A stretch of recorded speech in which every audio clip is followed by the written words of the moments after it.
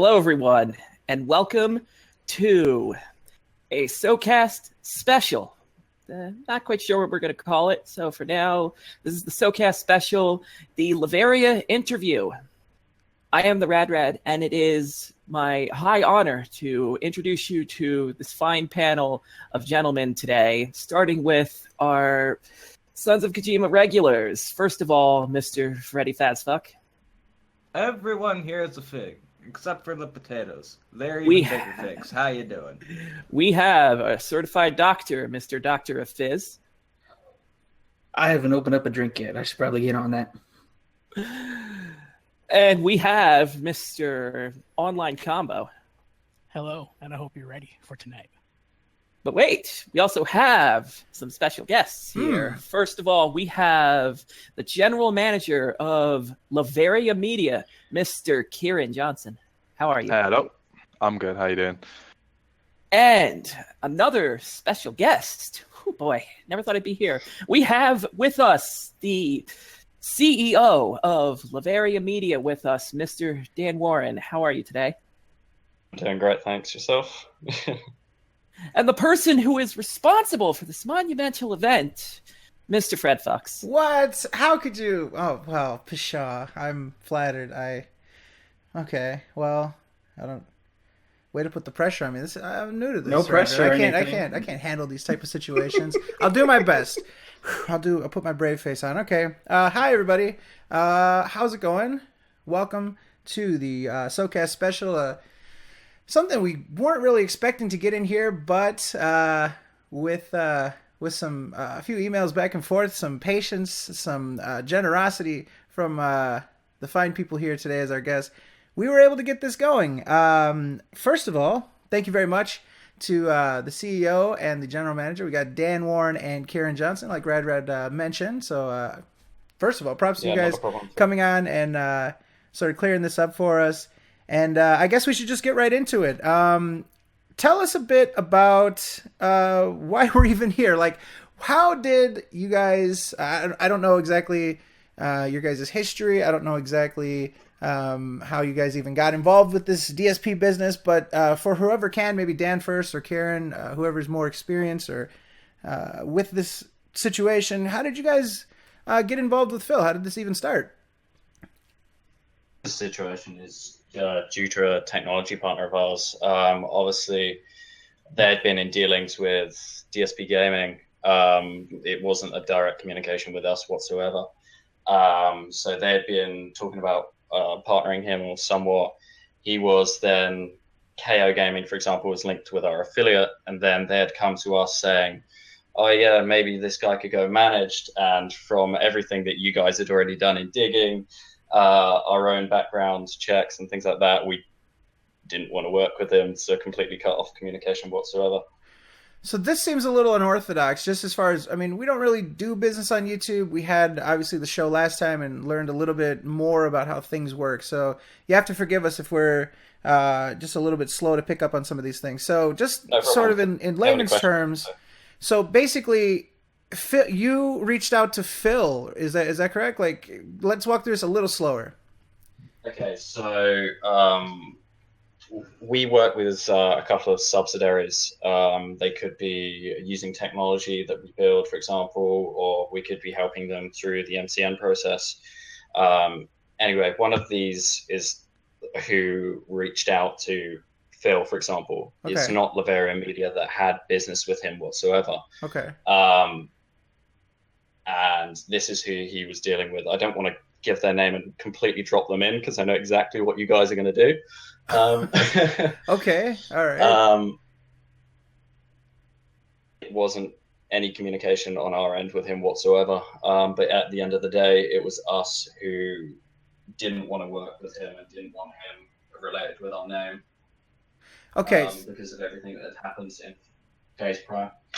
Interesting. So you had absolutely no communication with Darkside Phil. So essentially somebody else reaches out to him. You guys, because when I look at your guys' website, it seems as though you guys are a traditional MCN. You guys partner people directly and have them under your umbrella. We saw your guys' Social Blade where you guys have Animation Central Naruto aficionados that upload things, and that is under your guys' thing. His channel showed up as Laveria Media affiliate.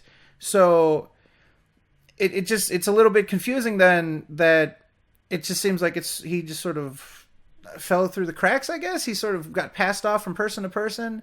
How is it that he was showing up as a Laveria Media affiliate and was able to give you guys credit as his new partner network? So I can tell where it's from. So essentially, what happened is obviously we partnered KO Gaming, Mm-hmm. under through the intention of potentially partnering obviously DSP Gaming as well. So obviously, I was talking in correspondence with our technology partner, obviously, and he's coming to me with the information, obviously, just to check through. And then obviously all this stuff starts happening on Twitter.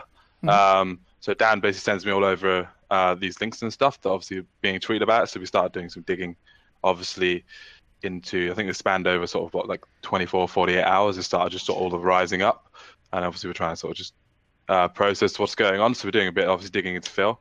And then obviously, we've obviously read about sort of like the AdSense thing and a couple of other things that sort of just kind of tilted the tables to where probably decided that he should be with us, or potentially, we don't want to work with him anymore because of the reasons that are.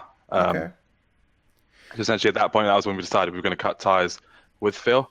So we did obviously unlink KO Gaming from our network, as obviously this wasn't a mutual beneficial partnership for either of us. Okay. Now, can you go into this unlink? Because like I said, what we saw on our end, if you look into the YouTube metadata, and we don't rely specifically on Social Blade, I guess that's the easy way to do it. That's the convenient way. But what we did is when we found out he was, because he bragged about this extensively. We might actually end up watching a few clips here, but he bragged extensively about, they gave me managed, they tracked me down, they know about my history and they're cool with it, they're fans of mine, all this other stuff. But what even got us on this path was he was showing up in the YouTube metadata as Laveria Media Inc. affiliate. Do you know why he would show up that way if he was indeed partnered with another company that was just using your services for what I'm not able to grasp? Yeah, because right now? they has account, so they would have put it through there when they shouldn't have. So this was an error on behalf. Okay, and again, we're not naming them. I'm sure that. I mean, I don't want to put you guys in hot water, but I don't want to. Yeah. Sure. It's a bit confusing, I guess, because like I said, they showed up officially as a Laveria affiliate, and so if it's sort of distant from your guys' company, I'm not sure why it would show up like that. It's mainly due to the back end of the business deal that we have with this person. But it's an error on their part. It shouldn't have come up, and yeah, we paid the price. Okay. And I just want to say, I want to clarify, I don't think that anybody is mad.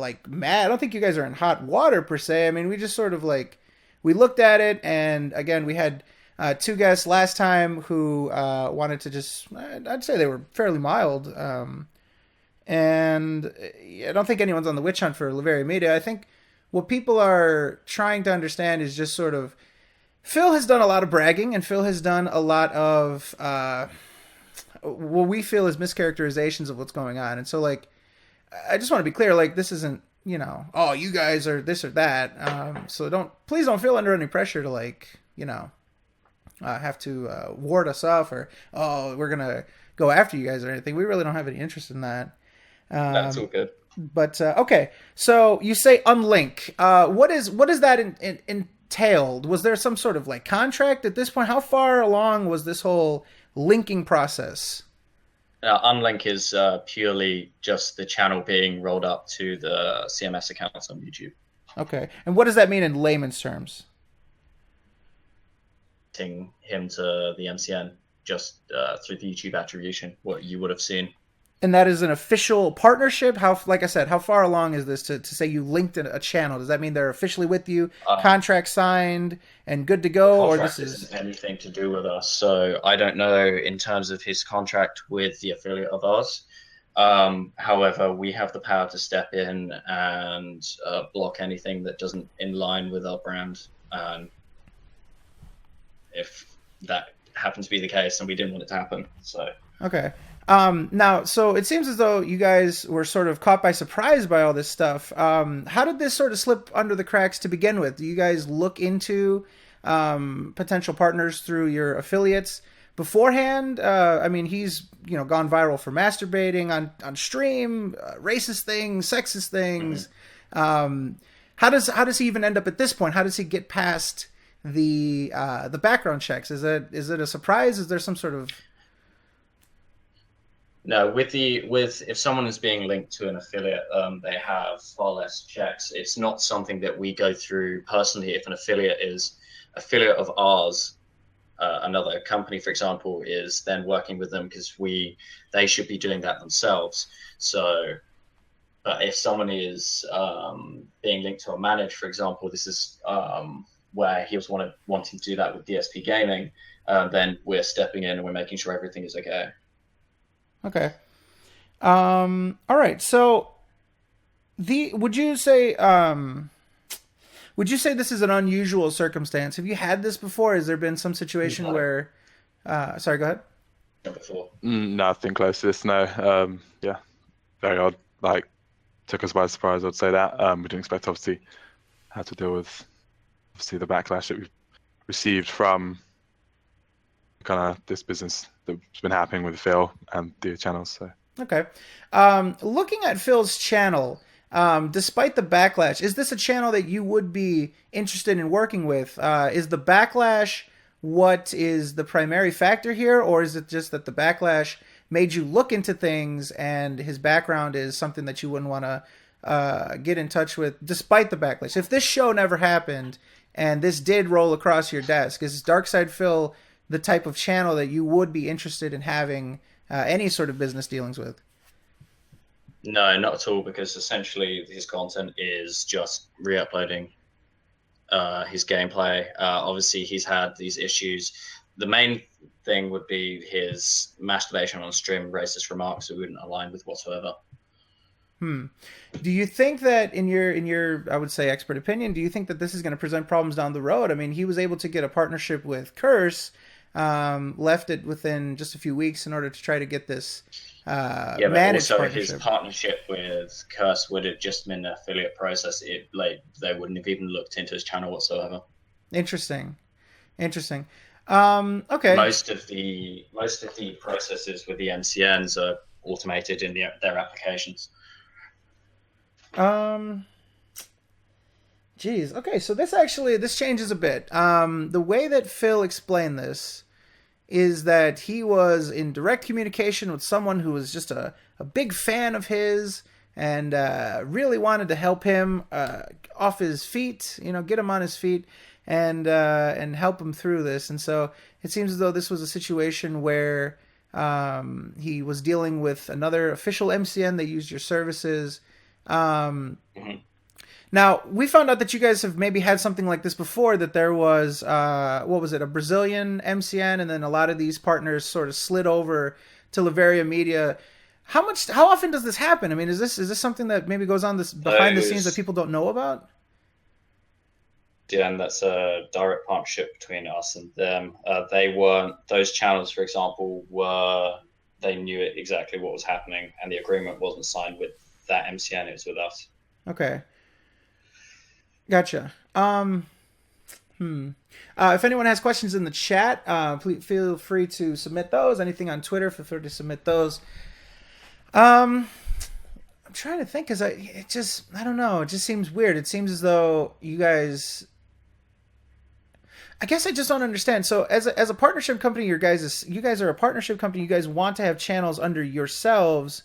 How does it benefit you guys? Partnerships is not the main thing we do. The main thing we do is provide technology to other brands and help them in this industry, for example. So helping other people set up MCNs is the main thing we do. Partnerships isn't even like our main source of income. Gotcha. Okay.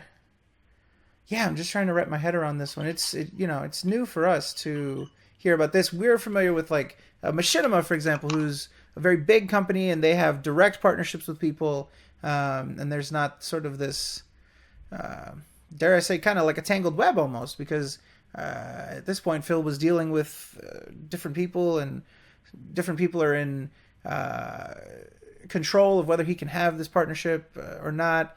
Let me ask you something. Something that I saw as a recurring thing in the chat. AdSense. Yeah. Can you tell us a bit about the process, or what life would be like for a YouTuber who has been banned from AdSense with this new process, where you have to have a personal AdSense account? Like, what are the implications of being banned from AdSense?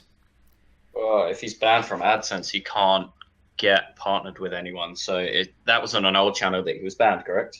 Yes, in 2010 he was banned on a Dark Side Phil account. Under YouTube's policy, if he's banned from AdSense on one account, he's not allowed to make another. So if YouTube was knew of this, for example, then they would probably shut down his channel. They could shut down his channel for this. I just lost audio. There we go. Dan cut out. Yeah, so if you're banned on AdSense, that doesn't apply to one particular channel. I don't know what's happening with Dan, but essentially YouTube, against terms and policies, then they would be able to shut down his channel. It's happened to a few other channels in the past. I don't know if you've read up on any of those, but that's essentially how it works. Interesting. Your AdSense links all your accounts, so obviously you sign on multiple Google accounts. Your AdSense is your one kind of all-in-one Google for all your payments on your channels. Now, we came to the conclusion that maybe he used some other information. His tax ID is going to be the same. His address is different. But we sort of came to the conclusion last broadcast that maybe he used somebody else's information. Is that still a violation of AdSense if you were to use someone else's account, someone else's information, but be in control of the account, sort of like I think Keemstar did this sort of workaround? I don't know. Can you tell us about that? It's an abuse of it. However, there's no real way to know that for sure, because obviously we can't double check that. Okay. I actually have a question regarding the AdSense. Now, if you were banned from AdSense, would there be a possible way to be reinstated for it? You can just email Google, see if they can reinstate the AdSense, or is it once you're banned for life? It's completely at Google's discretion. It depends on what you're banned for. For example, you could, let's say an MCN, for example, wanted to partner someone. They could use their own contacts to help try and push it through the pipeline to get this unbanned. However, more than likely, if you're banned, you're banned. Like, Google's support and their communication isn't so great. On your own, you're not going to be able to do it. I know that for a fact. Somebody asked, if you guys hadn't partnered Phil, how did you guys have the authority to cancel an existing partnership and the process of the DSP Gaming partnership that was in progress? Like, what gives you guys the authority over one of your affiliates to sort of step in this sort of situation? That's more like back-end communication, but if they're essentially a subsidiary, so they're below us, then if they come up through the pipeline to ask for something in managed, and we don't want it, then it doesn't happen. Okay. So, let me follow up on this one. Let me just make sure. Yeah. So you guys own, do you guys own several subsidiaries? Let me understand maybe the scope of your guys' company. So we work with multiple different companies, yeah. You just work with them, but you don't own them. So these aren't subsidiaries then. These are just partners. No, we own in them. Sorry, you cut out just a little bit. A major amount of equity in all of them. Gotcha. Okay. All right. Let me see. We've got one question here. These are just sort of falling in the chat and some in the DMs. Let's see. Can you ask Danny Boy if his decision to drop Phil was influenced by the Sons of Kojima at all? No, we dropped before the stream. Okay, so interesting. Okay, well, okay, that changes a lot of things. Let's explore that one then. So what came to you guys then? We were under the impression that our stream generated some tweets towards you guys or something else like that. Something came to your guys' attention before our stream even started, and you guys decided to drop him before what would have been Saturday evening in the United States? Was Sunday or I'm losing track now. Saturday, sorry. Saturday evening. You guys dropped him before that. Yeah, we did. It was based on our background research into him. Okay. Interesting. Okay. So that's something from Herb Does Gaming. Let's have a look-see. Oh, just so that we, because we're some colorful characters here. Just to be fair, would it be a fair characterization if we were to just say in slang terms or in layman's terms that he was released or fired? Is that a fair characterization of what happened to DSP Gaming? Released, sure. Released. Released. Okay. Okay. I appreciate that. People in the chat are like, "Oh, he got fired." So I just want to clear that up because Phil likes to say more that. Powerful that way, I suppose. I guess so. Phil likes to say that things are mutual, and so this was a decision that had nothing to do with him. He was fully invested and engaged through the process, and this was sort of. MCN drop someone. It's normally not mutual. I suppose if someone is asking to be released and then they go ahead with that, then sure. But most of the times, if someone is specifically asked to be taken out, then it's them being dropped. But sure. A quick question. What would be the implications that he was now released during a manual review? Because it seems as though DSP Gaming was having trouble, and maybe you can speak to that. A channel like that, maybe we don't have to be specific based on what you're comfortable with, but a channel that gets a lot of content IDs or however you want to phrase it, Phil's channel specifically, seemed as though it was in review for quite a while before it was being able to officially be linked. What can you say about that, the process, either his channel specifically or maybe just a channel similar to his? So what, him relinking to another network? The amount of time that it's taking for his manual review. It seemed as though KO Gaming was approved immediately, and it seemed as though DSP Gaming was taking a very long time. Is it possible he was denied outright? Was this just taking a long time? What Are you talking about manual review through us or manual review sort of YouTube with a new sort of YouTube partnership program? I was under the impression they were kind of one and the same. No. So the YouTube partnership program, when you are unlinked, obviously he was unlinked from Curse, you have to go through that process. This is the first time he's ever gone through this process. Essentially, when he partnered through Curse, it seems as though he slipped.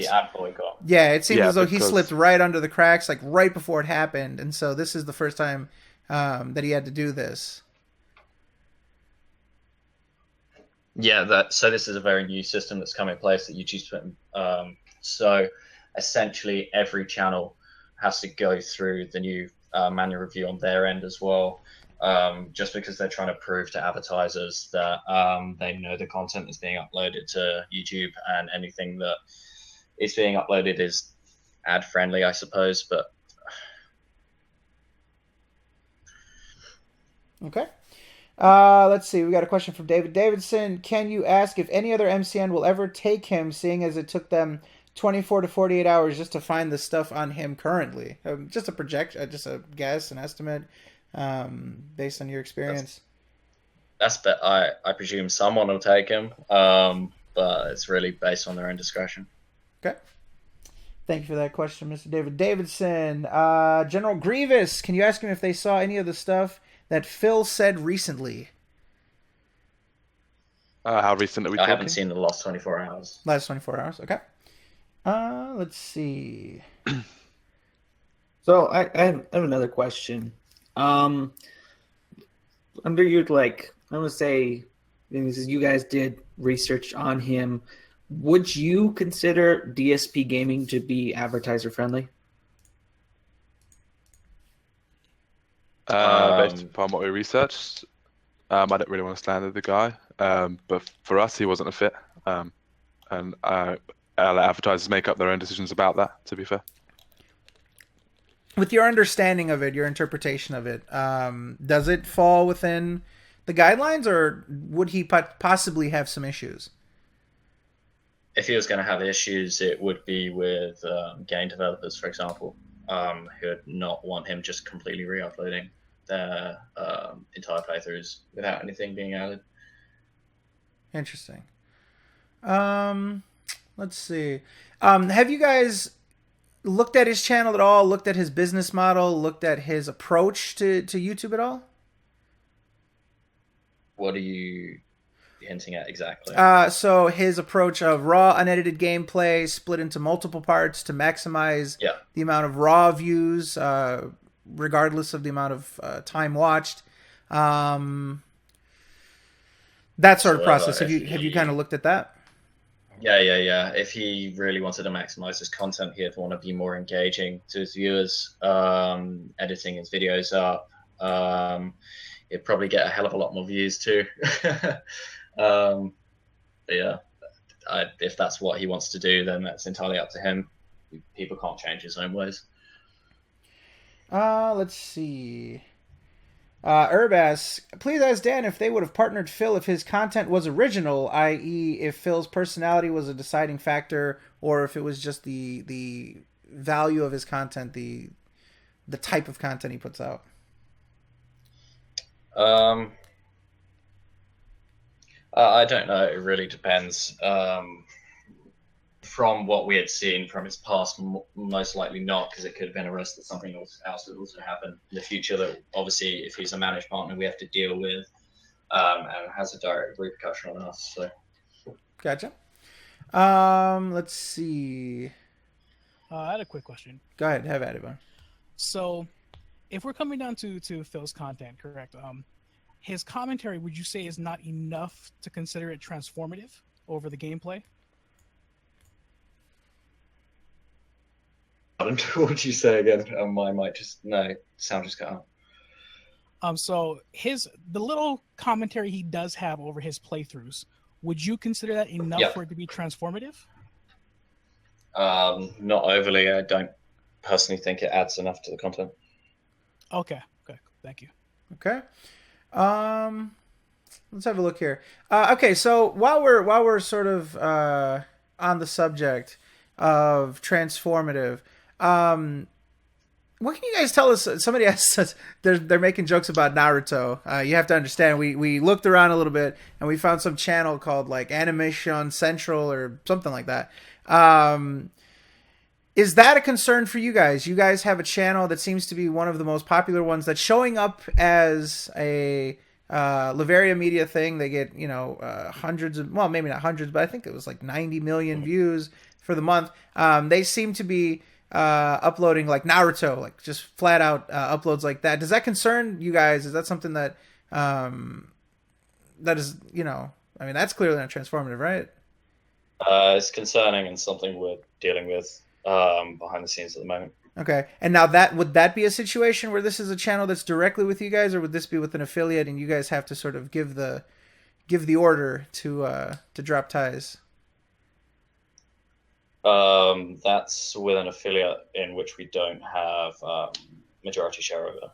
Okay, gotcha. Cool. Let's see.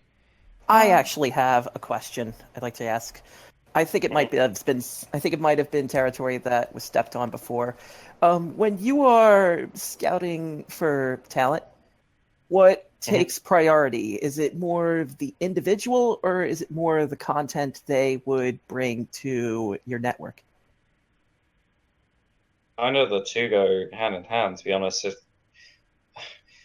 the individual really makes the content engaging for the viewers, like if there's potential for someone there, I don't know. It's really based on each other. People are asking about the origins. Okay, we'll get into that. So we looked at I think it's Origin 8 and other things like that. Tell us maybe about your guys' history. How you guys got into this whole thing. I don't know. Maybe if you want to clear up something like that, maybe something we looked at wasn't up to date, or I don't know. Keiran and I have been in the industry quite a long time. This is actually the third brand we've worked with. Obviously, well, they used to be in the industry different scales of MCNs on networks. So you'd have like content aggregators, virtual networks, then content owners, then MCNs, for example. So our first brand was building up under another company, essentially doing referral and recruitment under a brand. Then Origin 8, for example. I know that you somewhere said that this is a failed company, but not at all, to be honest. Essentially, the reason that we left Origin 8 to create Laveria was there was a company in which got us our CMS accounts was taking a large share of the revenue, and it was also limiting what we could do creatively. So obviously, it'd be better to cut ties and then go directly with Google for ourselves to create Laveria. Interesting. Okay. Let's see here. Where did the name Laveria come from? It's mainly just we just went through a load of names at the time, and that's what stood out. It's not actually a word, yeah. Let's see. Somebody was asking about Phil's current plan. Would you recommend a channel that is in this situation to just sort of go solo, try to roll the dice with AdSense, and sort of see how things pan out?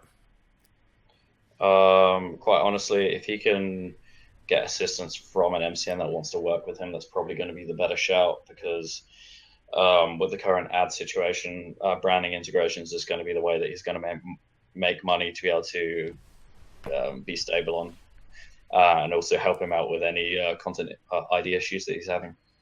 Gotcha. He's not going to be able to cover that all on his own. Speaking of the business in general, the ad situation, I mean, it might be hard to forecast, but do you see things getting better? Is this still completely up in the air? Are there any signs that it's going to improve in the near future? There are currently signs that it's going to at least improve. I don't know if it'll bounce back to exactly what it was previously. Mm-hmm. Obviously, over the years, the CPM has been decreasing because of more views on the platform. Just generally, it drives the price down. However, yeah, it's going to improve from what it is currently, but just not to the extent that it was. Let's see. I think about improvement. That's you think about like the new YouTube partnership program. That's kind of why they are looking to check through content creators so thoroughly now, so they're not partnering content that would potentially drive ad prices down and stuff like that. So improvement definitely could be a thing for the future. Let's see. I do have a question for you guys. Yeah, you guys said that you essentially went down the rabbit hole with Phil and stuff. Like, could you explain like how far that went and what were the major things that turned you off from partnering with him? Well, basically, we got obviously to the point of Keiran Gaming was linked under us. I got through obviously our technology partner, he was linked under our TMS, and then obviously loads of this stuff started coming out on Twitter about just general publicity that was bad around him. We got sent a few videos through our technology partner. We received so many emails as well. Our technology partner sent us a video which was obviously, I'm just going to be blunt to say, like the potential masturbation video, and that was kind of the tipping point for us. And we received that on, I believe it was back through.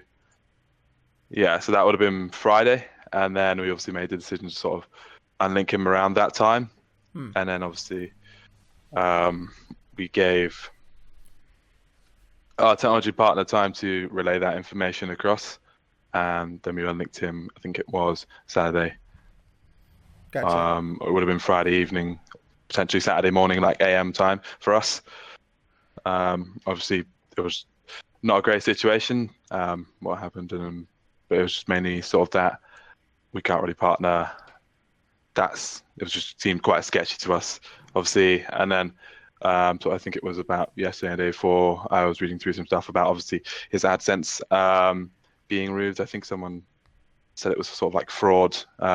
It's kind of not any signs you want to sort of hear about, with someone you're sort of going to get into business with, that they've been fraudulent in the past. I'm not sure if that rumor or what I read was true, but it's better to be safe than sorry, especially on our end. Yeah, essentially Gotcha. what happened with him back in 2010, he asked his viewers specifically to click on his ads so that he would get, I don't know, I guess there's more engagement with the ad if you click on it, so you get more credit for that. And so he was trying to maximize his ad revenue by instructing his fans to click on the ads even if they weren't interested in whatever the products were. And he got his AdSense terminated for that. So. Okay, yeah, so that's obviously, obviously that's against YouTube policy to, spam click on your ads to get more revenue. Quick question. So you guys said that you guys had unlinked him with a thing that went through, and then canceled the discovery process for DSP gaming. So, what implications would that have? I mean, is there something that's a red flag to YouTube that somebody's within this process and then it essentially stops and they say, nah, it's whatever? Are there any sort of implications or consequences for something like this happening to a channel during that process? There wouldn't be any consequences back on the channel of this going through. If another MCN came by, they wouldn't know. Okay. Because what it seems like is that Phil was under some sort of review, and now he just decided to go AdSense. So I don't know. We're trying to understand it a bit because I feel like he's misrepresenting the situation a bit, and that's sort of what we're starting to understand now. Okay. Let's see. People in the chat have a couple. I'm getting some DMs here. Boy, there's stuff all over the place. Da-da-ba-da-ba-dum. Oh, okay. So it looks like cool. Okay. Let's see here. We've got one from. I think we covered that one. Did we satisfactorily cover if Phil could potentially repair his relationship with AdSense, or if it's a one and done with no questions asked? Is that your understanding of AdSense? If he's had that banned one, let's say 6-7 years, and he's not having, I don't really know, to be honest. AdSense has become more important over the last week or so, based on this new linking process. You didn't previously need the AdSense to be able to link with an MCN. However, obviously you do, so it could affect him in that sense. Fair enough. Somebody wants to know, how is it that Phil would have been informed that this process had taken place? Was he communicated to by you guys directly? Were you guys responsible for communicating this to him? Was there some sort of just automated message and dropped contact? Like, how does this thing go down? So we All of his communicated communication's been through the through our technology partner, obviously. Yeah. So he would have been communicating with me, and I would have obviously conveyed downwards to notify him that we would be obviously unlinking him from the affiliate. So if I'm not mistaken, Keiran, you seem a little more hands-on with things. It seems as though you are looking into these type of things, communicating with your partners and stuff like that. So the main thing is, for a lot of our technology partners and the people that we do obviously do business with, they do tend to communicate with me more than Dan, just as Dan is running separate sort of areas of the business, as opposed to I'll be bit more hands-on with people that we do business with. Okay. So have you ever personally communicated with Phil? No, I have not. I don't feel like that we were even in sort of ties with him long enough for that to arise. 48 hours isn't a long time, and obviously what sort of transpired was that he linked with obviously our technology partner, and we linked him up under our CMS, and then we dropped him within sort of 24 hours of that after finding out obviously what we did. Interesting. Did you know of him prior to this? Or have you ever heard of Darkside Phil before? Or is this a surprise to both of you? I had not heard of him before, no. And how about you, Dan? Have you heard of Darkside Phil prior to this, and like prior to No, doing business? Okay. prior to any of this. Let's see. I have a quick question. Do you guys, how reliable is the YouTube metadata? Because Phil has explained in his comments that even if it says if a particular user is partnered with someone, that may not actually be true, even if it's in the metadata itself. Is that like, can you trust the metadata? Okay, so but that what is shown in the attribution of the video is based on the claim in which that video is under. So let's say you uploaded something and music was in the background, and that claim was by Warner Brothers, for example. It will show Warner Brothers attribution. However, in terms of partnering, so if you go through and see a trend that they're with Machinima, for example, that's pretty reliable. Like that's what YouTube takes it from. You won't generally get another MCN come up if they're not partnered with them. Let's see here. Okay. So I have one DM here. Sorry if this is sort of going over it again. I think maybe some people joined us a little late. They want more of like a layman's term, just how you would explain this to... explain it to a 10-year-old, I guess. What it is that you guys do. I think there's just a little bit of confusion over that. What Laveria Media does and what you guys are. We do quite a lot, to be honest. So it's obviously one side is our MCN in partnering people. We also build technology for other MCNs and other companies to assist them with like day-to-day business. For example, we work with a couple of influencers in branding integrations, which is obviously a part of our MCN as well. And then also in helping other people get MCNs themselves. So, okay, and so for my curiosity, what separates you from other MCNs? Is it this sort of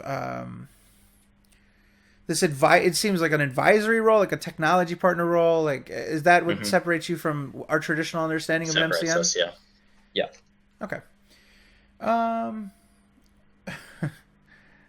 As people say, whoa, technology. Okay, let's see here.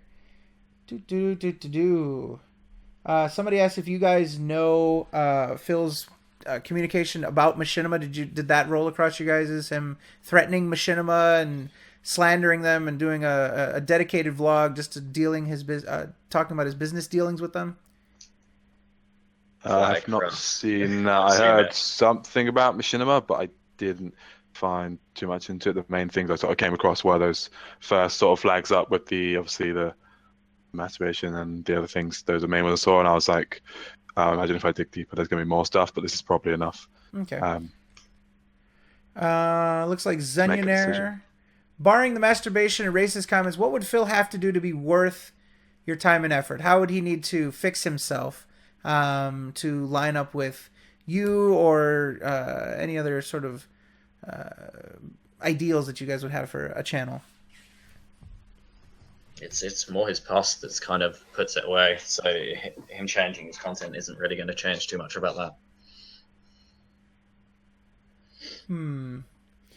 Somebody asked, would it worry you guys if Phil were to make a similar vlog about you guys? We slandered.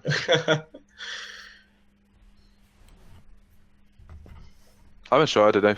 It depends. Obviously, we've been on here. This explains probably most of what obviously has actually happened in the situation. I feel like if we made the vlog, we'd be able to just refer people back to this, or come and repeat and do it again to counter that. Obviously, if he feels like he needs to slander us, then that's his prerogative. But whatever sort of he feels like he needs to do, that's fair enough for him. But I can't say we'd be too worried about it at this point. Okay. Cutout Panda, can you ask if his ads on his AdSense endeavor, this experiment as he calls it, would be worth less than, say, if he were going to go with an MCN? Like, is there a difference between the ads available to you? And apologies for not referring to this the right way. But is there a difference in the amount of money, the quality of ads you can get with a partnership, or just buy yourself through AdSense? It's pretty similar. It really depends on the MCN if they provide their own ad service alongside. Quite a few don't, to be honest, more than you would think. But the actual revenue he earns could be pretty similar if he's not doing branding integrations or anything else. Okay. In your experience with YouTube, let's say an issue pops up. Let's say that, and you guys do it. Is that true that you guys do directly deal with YouTube? Let's say if there's some sort of issue with the channel, they get a copyright strike or something like that. Do you guys have direct lines with YouTube and deal with them regularly? Yeah, we have multiple lines of contact with YouTube directly. Okay. So let's say that you guys had a channel that was a little bit, dare I say, freaked out by this drop in ad revenue that has affected basically everyone, right? Somebody just sort of seeing this for the first time, right? I'm sure you guys have seen, oh my God, my ad went down 75%. All these channels that are kind of scrambling now, right? I don't think that's an unfair characterization. Mm-hmm. So let's say you have a partner that is scrambling, that is just bewildered, afraid for their future. And they reach out to you and they say, I want an answer from YouTube about what's going on. What would be a reasonable amount of time and effort that would go into this? Is this something where you can just send an email to YouTube and they can tell you right away, yeah, it's this, and that, and you can relay that back to the partner immediately? Or is this an actual process that takes a long time because of the sheer scale of YouTube and the amount of requests they probably get? Do you get my drift? Like, how easy is this process? How quick is this process? Someone has a direct concern that needs to go up to the partnership manager, like we don't know already, then it's a fairly fast process that we have communication with them on an often basis. Obviously, we have things in the pipeline that they might be doing that could also slow things down for the partner managers, for example. However, if someone has a direct concern and we relay that, we'll generally get an answer back pretty quick. They used to be a hell of a lot slower, but they've picked up their pace now. Okay. Let's see. There's actually something I'd like to ask, and it goes back to the idea if you have to deal with someone whose channel has received a copyright strike. If they receive it and somewhere down the line it is deemed a false flag, this is something I'm curious about. Would it be within your authority, or is that within YouTube's authority to restore any penalties attached to that channel? Mm-hmm. The penalties, like strikes, for example, are all dished out and handled by YouTube themselves. If they can only upload, like if someone receives a penalty, from what I understand, they can only upload videos up to 15 minutes. Is that within your authority to overturn any penalties if a copyright strike is deemed false somewhere down the line? It is. We can put the request forward, but we can't directly just and then use that feature, for example. Okay. Let's have a look. See here. A lot of questions. Thank you guys very much for all the questions. It's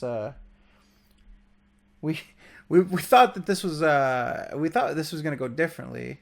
We thought that Laveria. Well, it's good that we have this, but we thought that Laveria was directly in communication with Phil and that they could address his claims about they're big fans of mine and stuff like that. So we had to kind of come up with some new stuff. One of the things that I think is I think like something that people are curious about is how viable a channel like that is. Like, can it survive the adpocalypse? Can a channel like this that is sort of uploading raw gameplay in as many parts as possible and has a low retention rate? I think he referenced the fact that people aren't watching a satisfactory percentage of his video, that they're kind of clicking around and skipping around and stuff like that.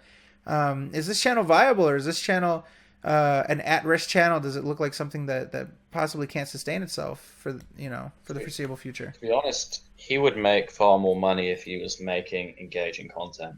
If he would be able to, instead of having these hell of like long videos that obviously people are just skipping around, they want to see the bits of the video that they want to see, and that's about it, and probably skipping a hell of a lot of episodes just because they've got bogged down in the amount of content he's uploading. If he just even, he would probably make more money off of that than he would with what he's doing currently. Interesting. Essentially, watch time rules anything on this platform currently. Gotcha. Somebody asked if this experience with Phil is going to change your future processes or anything that you guys do moving forward. We'll probably look at our manual review process, make sure nothing like this ever happens again. That's something for internally, what we're going to change. But yeah. I gotcha. Everyone wants me to ask about street smarts. If you guys are not aware, so Phil very much likes to say that he is street smart, and that these eggheads at YouTube are book smart, but they're not street smart enough to have common sense, I guess. Would you guys consider yourselves to be street smart or book smart? Book smart. I mean, it's a slightly odd analogy since it's a very online platform and none of it happens on the streets. But I don't know. What if the street was a gated community? Say that again, sorry? What if the street was a gated community? I'm not sure. That would depend. Like, I feel like you need a bit of both. Safe street, Yeah. So, allow me to state for the record that it seems that Phil does not understand the words that he uses. In a way, his usage of street smart is that certain companies may not understand how to deal with such unique and obtuse problems. He doesn't seem to realize street smart refers to someone who is more flexible in the world. They can adapt when certain severe situations arise. So he may not be using those particular terms correctly. Just keep that in mind. Are you guys familiar at all with Twitch and the business on Twitch, or do you guys sort of stay more on the YouTube? We don't do business on Twitch at the moment. However, I'm aware of what's going on there. Okay. Let's see. People are saying Phil's not street smart. Ask Daniel about his white Vans. I don't own any, sorry. Somebody wants to ask us about the blog. I'm sure you saw, we went to the blog and we were like, wow, this is his homework assignment. This is crazy. What is this Daniel Warren blog? What is this infamous blog? Obviously, well, it's pretty obvious I'm still in university for graphic design. Wherever I can link something in with what I'm doing at work, which is obviously more important to me, then I try and link it in so that I can essentially spend more time doing things that matter. Okay, and you're a pretty young guy, right? I mean, we saw this picture. You look pretty young. You're a pretty young guy, huh? Hold up, is probably 3 or 4 years old. Okay. Somebody wanted to know about, like, we saw this thing about like filing. Like, you guys renewed your company and stuff. You guys aren't going away anytime soon, are you? You guys had like some filing that was due this month. Not going away at all. Sorry, what? No, we're not going anywhere. Okay. People thought that you guys were sort of skipping town or something. So I don't know. I guess It's just good to clear up these little misconceptions. Let's see. Ah, they're disappointed about the Vans. That's unfortunate. Maybe I should get some.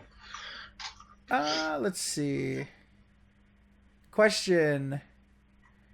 We covered that already. Let's see. I'm just looking for question marks at this point, just because we've got a lot of people that are curious. Would an MCN like this support a creator in court regarding a copyright strike?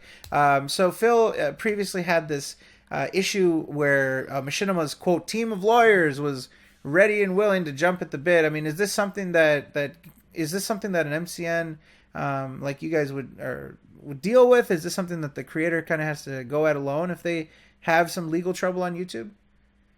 Especially for a managed creator, that would be the case, because anything that is affecting them is directly affecting us. On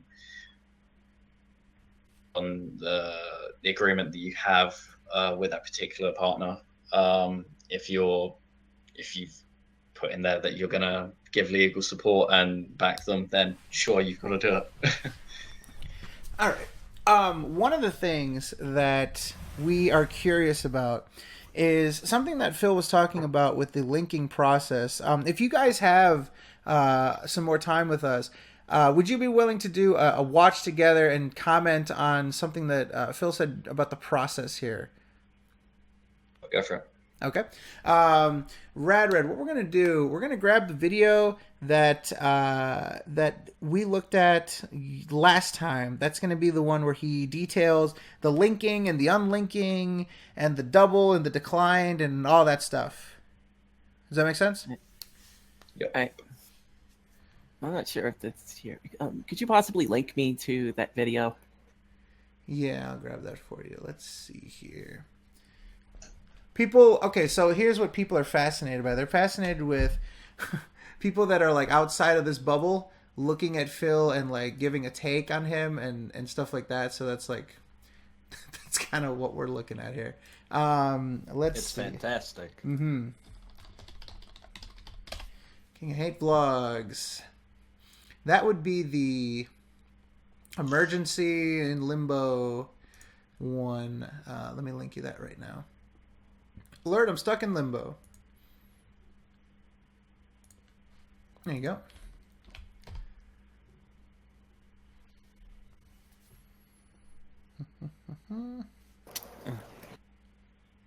And then we'll get the watch together link poppin', and we'll be on our watch together way. Let's see. Begging video hype.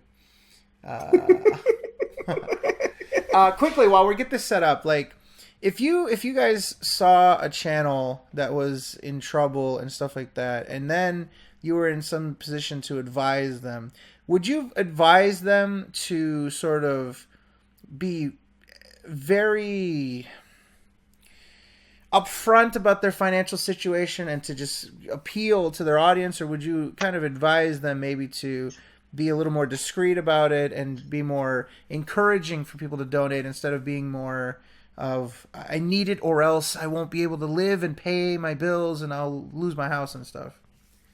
I wouldn't personally do that. It obviously depends on your audience and things like that. I don't his financial situation, because obviously his audience isn't there for that. They're there to be entertained, and really, if he's doing something he enjoys, then sure, it could be on his mind, and he may briefly go over it, but I wouldn't go to the point of begging. That's We're just giving some free business advice here for our buddy Dark Surfer Phil. Let's see. Okay, let me get the. We all know that he will definitely take that advice. Hey, I mean, I feel like if someone is having money issues, that can sometimes be a lot more of a personal thing rather than something that you want to bring into the environment when you work. Essentially, YouTube would be a full-time job for a lot of people on YouTube.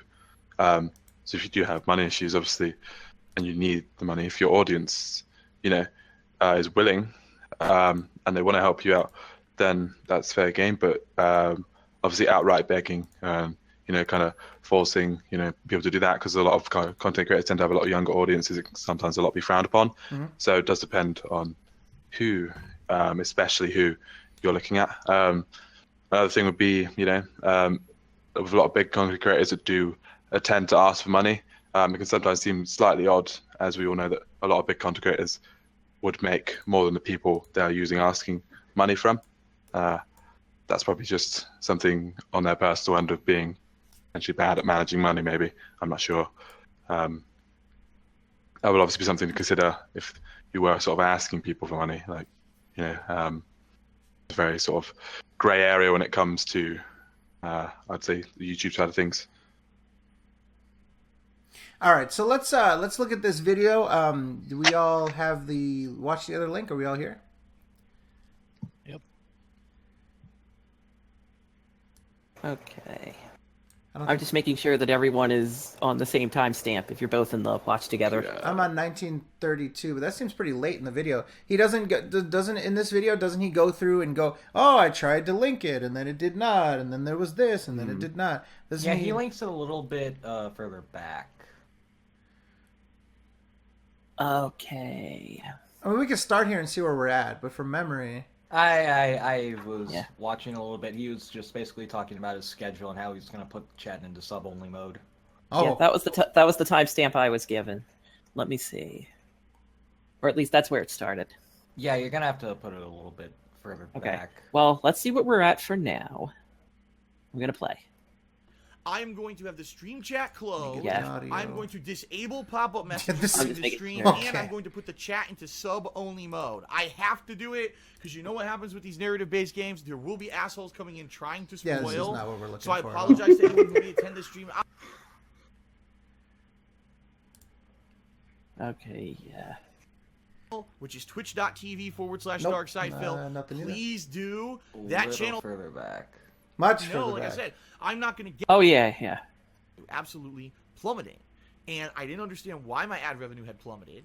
And I wrote them asking them, is there Life story. Gaming? It's going to say the same thing. It's going to say, Here oh, we you're go. still All right. associated with an A account little that bit doesn't back. work. This is what Okay. we're looking for. His story of linking So, and stuff. not only is YouTube requiring that if you're going to have partnership, but you're going to approve the new channel that was supposed to be for edited content. Go back more. No fucking sense at all. More. Out for KO Gaming. Put all More. that information.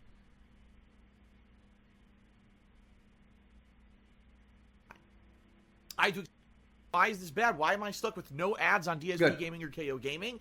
Okay. Right about there. They make changes without telling anyone about them, and we all have to figure it out for ourselves, okay?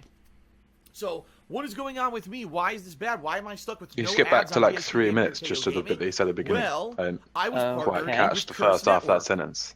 Okay. Even the partnership network that I am now attempting to partner with didn't know anything about this. YouTube told no one. They just literally rolled it out. Is he and talking told about- no one? Can you pause for a sec? Yes, they've done this ever. Is he talking about the YPP? Yeah, he is. YouTube Partnership Program? That's odd. YouTube told You told everyone. everyone. Yeah. Anyway, moving on. YouTube Yeah, there told was plenty nobody. of stuff about that. So now I was a we've- bit confused then. I think we found our niche. We want to give these guys the opportunity to look at some footage. This is exactly what we're trying to figure out here. See, Phil says a lot of things to the general audience that people like us, people like his audience, has no idea what they're talking about. And so this is actually good to get some clarification and to understand what's really going on, because I feel like we have a very skewed perception of what's actually going on with YouTube business and all that other stuff. Because of this man, I feel like he has done us a disservice.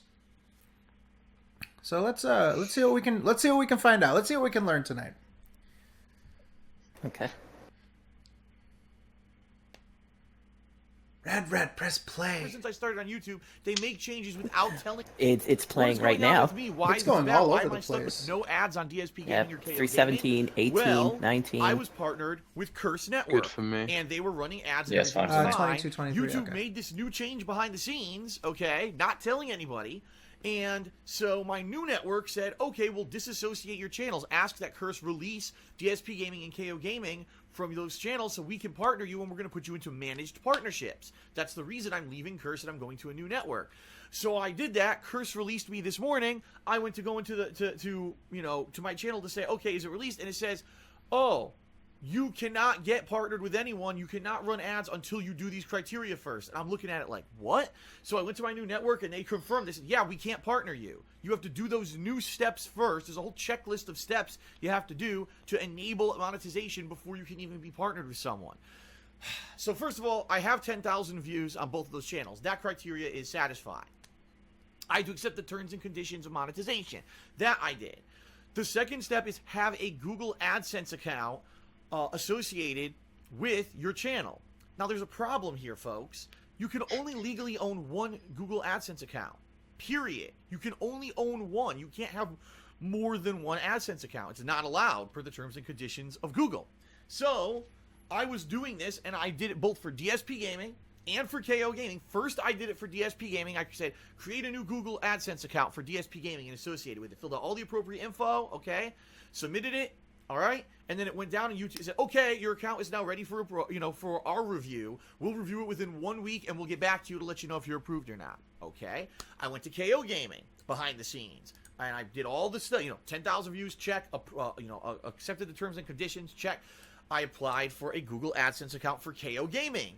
Put all that information in there, okay? Submitted it, okay, all right, you submitted, now we'll review it, all right? So, I was out today doing stuff. Today was my day off from streaming, and I was out doing personal stuff. I get an email, and the email says, if I can read it, I'm going to read it to you. Here it is. Thank you for your interest in Google AdSense. While reviewing your application, we noticed that you already have an account with the information that matches the account you're trying to create here, and that AdSense is associated with KO Gaming. Since our AdSense program policies do not permit multiple accounts, we're unable to accept your new application at this time. And that's it. That's the email. Okay, let's pause So there. basically, I got an email. So, does this make sense at all? Is this? It seems like he tried to make. Should have done is just link both channels to the single AdSense account. Yeah. Does it sound like what he tried to do was make two separate AdSense accounts? Yeah, that's exactly what he said he did. That's why he's got that email. Do you guys obviously understand how the new YPP process works and the steps that he's on about? Or yeah, so you have to have 10,000 lifetime views. You have to apply for an AdSense yourself. There might be something else that I might have missed. yeah, so if you go into like an account that doesn't have obviously hasn't passed through the new YPP, you'll get like a when you go into the monetization section, you get like a set of steps that you have to go through, and those are the steps he's talking about. Okay. To basically enable monetization and stuff on your account now. He makes them sound like such more of a big thing than they are. It's just like accept terms and conditions and click a couple buttons to create an AdSense. Yeah, the only big one is obviously the YPP and YouTube passing you, which obviously just takes a little bit of time. That's the only one that is potentially like that process takes all of like 2 minutes to actually do, and then it's just a manual review on YouTube's end. And then, as we covered earlier, KO Gaming was approved almost immediately, I think within 1 or 2 days, and DSP Gaming was still, I think by the time you guys had decided to pull the plug on him, I think he was still under review for DSP Gaming. So yeah, he that would is still be likely. under review because he made that second AdSense account. Okay. And okay, I think we can play from here. At DSP Gaming telling me I can't associate DSP Gaming with an AdSense account because I tried to create an account and there's already one associated with KO Gaming. Now I'm like, wait a minute. I tried to create the account for DSP Gaming first, and I double checked. Yeah, I tried to create that account a half an hour, 30 minutes before I tried to do the account for KO Gaming. So what does that mean? It means that even YouTube's system for approving AdSense account is broken. Google's AdSense account itself is broken. It took longer for an account that I tried to create before another account to be approved or reviewed. It makes no fucking sense at all. 0 sense, okay? So, sure enough, when I got home from my day out, I'm like, what happened here? So I start looking into it. I go to KO Gaming. KO Gaming now says it has an AdSense account approved and associated with it. So now that's going to final review with YouTube. And within a week, I should have an answer from YouTube whether or not I can run ads and partner with my new network or not. Of course, the answer is going to be yes. Everything on KO Gaming is just edited style, reviews and stuff. There's nothing on that channel that could be associated and be seen as not, advertiser friendly or anything like that. That channel is going to get approved no matter what. But I go to DSP Gaming and it says, your channel has been denied for monetization because you do not have a valid AdSense account associated with it, and the one that you tried to create was denied.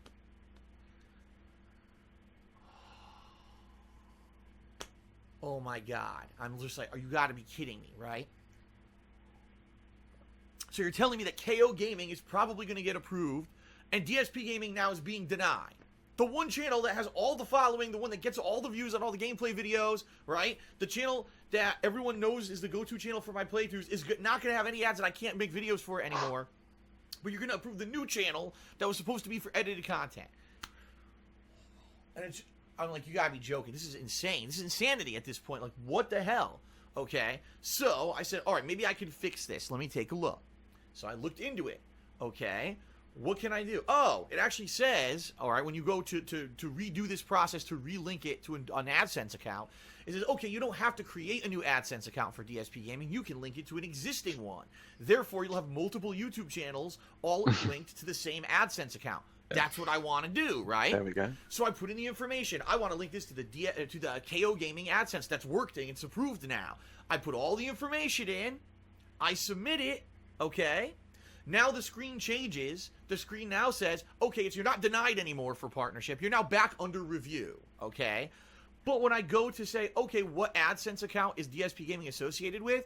It doesn't show the data for KO Gaming. It shows the old data from the account I tried to make this morning that was denied.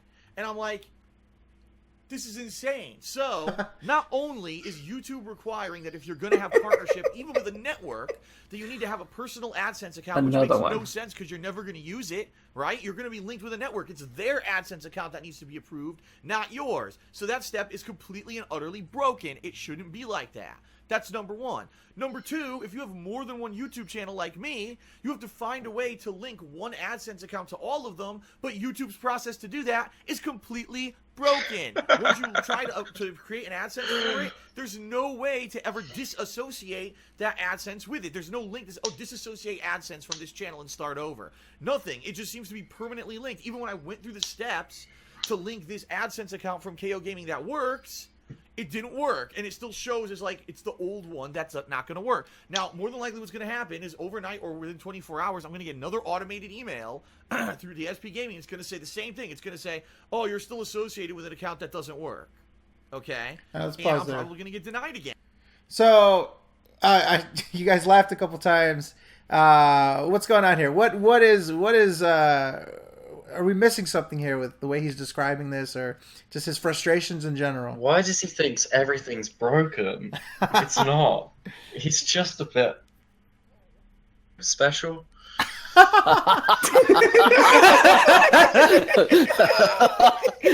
He's just one way to messed put it. up the process slightly. We're here, like, one AdSense account would have worked fine. Like, based upon the second half where he's explaining, like, oh, the details are the same as the one I've just put in. He's probably misclicked. I don't know. That seems odd. Like, if he selected the correct one, it would have gone through fine, and he wouldn't have had this issue. But yeah, I'm slightly just like, okay, it's not broken, but yeah. The system works pretty well, to be honest. It's not that hard to link multiple channels to an AdSense account. Like, then both would have been accepted at exactly the same time. Like, it's a pretty efficient system. It tends to work for everyone else, if you get what I'm saying. I'm thinking after this one, I'm going to try to find this. It's alright, it makes an entertaining video. Yeah.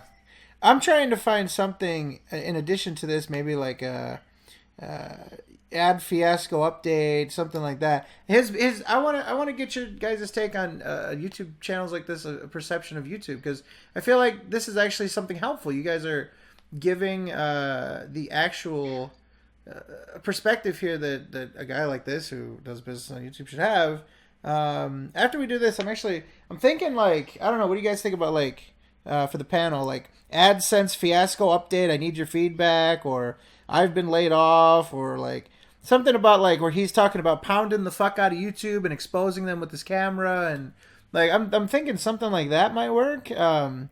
Disaster, I refuse to give up. I'm trying to find something worth. I'll try to look into this. If people in the chat want to suggest something, I'd like to try to give these guys a clip to react to where Phil is talking about how they're book smart, not street smart, and they're fucking everyone over, and he's gonna die, or I kind of want something like that. So I'm gonna work on that. Let's continue on with the video, and we'll go from there. Yeah. So I did two things. The first thing I did, I wrote my partnership network, the new one, and I said, listen, That's you, at Keiran. this point, I seriously don't know what to do. That'd have been our technology Because I partner he can't was do talking anything to on my there, end, yeah. And if this denies me again, I can't even create a new one. I can't do you link to an existing one. I'm stuck with DSP Gaming linked to a denied AdSense account, so I can't get to the next step to get it approved for monetization so you can link it. Is there anything that you can do on your end? All right. At the same time I did that, I wrote an email, because a lot of people don't know this, for YouTube channels that have over 100,000 subscribers and get over 100,000 view hours in a year. There is an email address that you can write to that actually has direct support for YouTubers. Only ones who have that much. You have to have 100,000 subs and 100,000 viewing hours in 1 year. They actually have a line that you can write and ask a question. They're supposed to help you, all right? The problem with this is that I tried this 2 months ago. If you remember correctly, 2 months ago, I was having issues with my ad revenue absolutely plummeting. And I didn't understand why my ad revenue had plummeted. And I wrote them asking them, could this be a mistake? Is there a reason? Can you help me? And they literally just beat it around the bush and didn't give me any kind of a definitive answer whatsoever. They just bullshit answer after bullshit answer. We're gonna watch I Refuse to Give Up. Without actually answering the question I had asked them. And there's actually 2 times ever that I wrote that email address, I got the same kind of deal where I wasn't getting a definitive answer. I was getting, oh, here's a form letter that is the process. I'm like, but no, I'm having a problem with that process. I need help with it. Oh, well, maybe this FAQ will help you. No, I used that FAQ to do that already, and the process still doesn't work. Is there anything worthwhile here? And then or they won't answer you, basically. They won't give you help. To be honest, he was quite lucky that he even got that other AdSense if he had one denied and I said, what before. I need you to do, because I can't do it, apparently, is disassociate this broken AdSense account that was denied and associate DSP Gaming with the working AdSense account that KO Gaming is associated with. So let's pause and let's finish here. Okay, he's describing a broken AdSense account. Is this true that, let's say you were to make 2, there would the second one to whatever, would that one be blacklisted and now just completely rendered invalid? Or is it possible that his past with being banned from AdSense was rearing its ugly head and that's why it was being denied? Does that question make sense? It's most likely not the old one that was flagging up, but he's very lucky that he even got one through, seeing as he's had a denied or disabled AdSense before. He should be actually thanking that he got that one through. To be honest, it sounds like when he's going through and saying gaming one keeps showing up or something, that he's I don't know. I don't know what sort of situation. Okay. Like, obviously, I don't know, correct. with the flagging of the AdSense, I did read something about, obviously, people putting in the chat as well on the stream, that he might have used someone else's AdSense details. Mm-hmm. So that possibly would have been flagged up previously on his old one that is banned. Okay. And that's something that is an abuse of the system, right? Like, that's something that he can get in trouble for. Well, how does YouTube find out about this? Do they just, I mean, YouTube's so big. I mean, how does something like that even end up at YouTube's lap? Time they probably won't find out about it, because if he's using legitimate details from someone else, then to them it's a different person. It doesn't. They don't. Not going to flag up. Yeah. Does this person now legally own the channel? That's something that we sort of talked about last time. So let's say he used his fiance's information. Is she now the legal owner of the profit or the channel or anything like that? Actually, any money that goes through the AdSense that's under her name would be hers. Interesting. That is very. He better stay on good terms with her, because that's not going to be good. Okay, let's abandon this altogether. I put a link in the chat. We've got the infamous YouTube ad disaster I Refuse to Give Up, and what I'm looking at is about 40 minutes and 56 seconds, around that area. This is the pound the fuck out of them. This is the YouTube doesn't know how to do their fucking jobs. And I would love for you guys to tell me how you feel about that. If there's anything you want to address, just call for pause. That's how we usually do these things. We give a pause-a-rooski. And if there's anything you guys want to address, please feel free. Let's go ahead. Let's watch this. You're referring to 40 minutes and like 50 something seconds. 40, 58, 40, 57, 40, 55, something around those. All right. Let's get a running start. Right now I am at 40. A little further than that. That's fine. That's fine. We'll do that. Yeah. This watch together is not really punctual. Let's do it. All right, let's go. I haven't heard anything from anyone saying the ad revenue was a disaster in February. So I don't know what's going on. I don't know how this is affecting me personally. Only am I being targeted? Is it an error? Was it a mistake? You know, is it going to be fixed? What is the deal? So I'm waiting to hear back from Machinima. But the bottom line is, I'm in a bad place, man. This is bullshit. And at this point, I've been doing YouTube for 8 years. I've been doing it for a living for 6. This is the epitome of bullshit. This is called a complete lack of accountability by a major corporation that basically thinks that they're hot shit. Google thinks they're hot shit. And when I see something like this, I say, this is bullshit. That's and not I the don't good put up with noise. this shit anymore. I'm really not. I love doing what I do. I love live streaming. The live streaming experience as I went back to Twitch has been amazing. Can't say anything more positive about it. I love putting out videos for YouTube. Listen, KO Gaming is having a reinvigoration right now, where I'm having not only my own edited content like game reviews and countdowns and first impressions videos. KO Gaming's a hot property, man. I'll tell you what. We're submitting content, montages, and abridged versions of playthroughs. And this is how you don't play videos. It's kind of a renaissance when you think about it for my stuff, where I'm now involving myself with the viewers directly. This is great. This is positive stuff. I'm not going to let myself get shut down by a bunch of fucking nerds who work for Google who don't know how the fuck to do their job. I refuse. It would be one thing if I totally ruined my own self here, and I was here, and all of a sudden one day, you know, I was caught off camera saying racist remarks, and that was the end of it, or something like that. You know, Or caught on camera. incident, right? That could have been the end On of me. camera. We got through that. Could have. We went through so much shit together. In 8 years I've been on fucking YouTube. Do you really think that because a fucking nerd at Google doesn't know how the fuck to actually enable ads properly or count ad revenue or whatever the fuck they did wrong, do you think I'm going to let that end me? Fuck no. We're going to find a way to fix this, all right? Pause real quick. So what he's referencing is this was February 22nd, 2017. So this is, I mean, his description here is that he'll be damned if he's going to let this do this. His ad revenue plummeted in February, yada, yada, yada. Does that ring a bell? Like this time period, this is like when channels are really starting to get hit by this, and you know the whole PewDiePie thing happened, and the advertisers are pulling out and stuff like that. Yeah. He's asking That's about right. for. He That's- asked it's for. just sorry. across the board. He asked for Machinima to quote unquote fix this. And that led to a nasty fallout where he overstepped his bounds, insulted them, really pushed his luck with them, and they decided to end his contract and release him because they weren't getting back to him fast enough. That's kind of why I asked you earlier.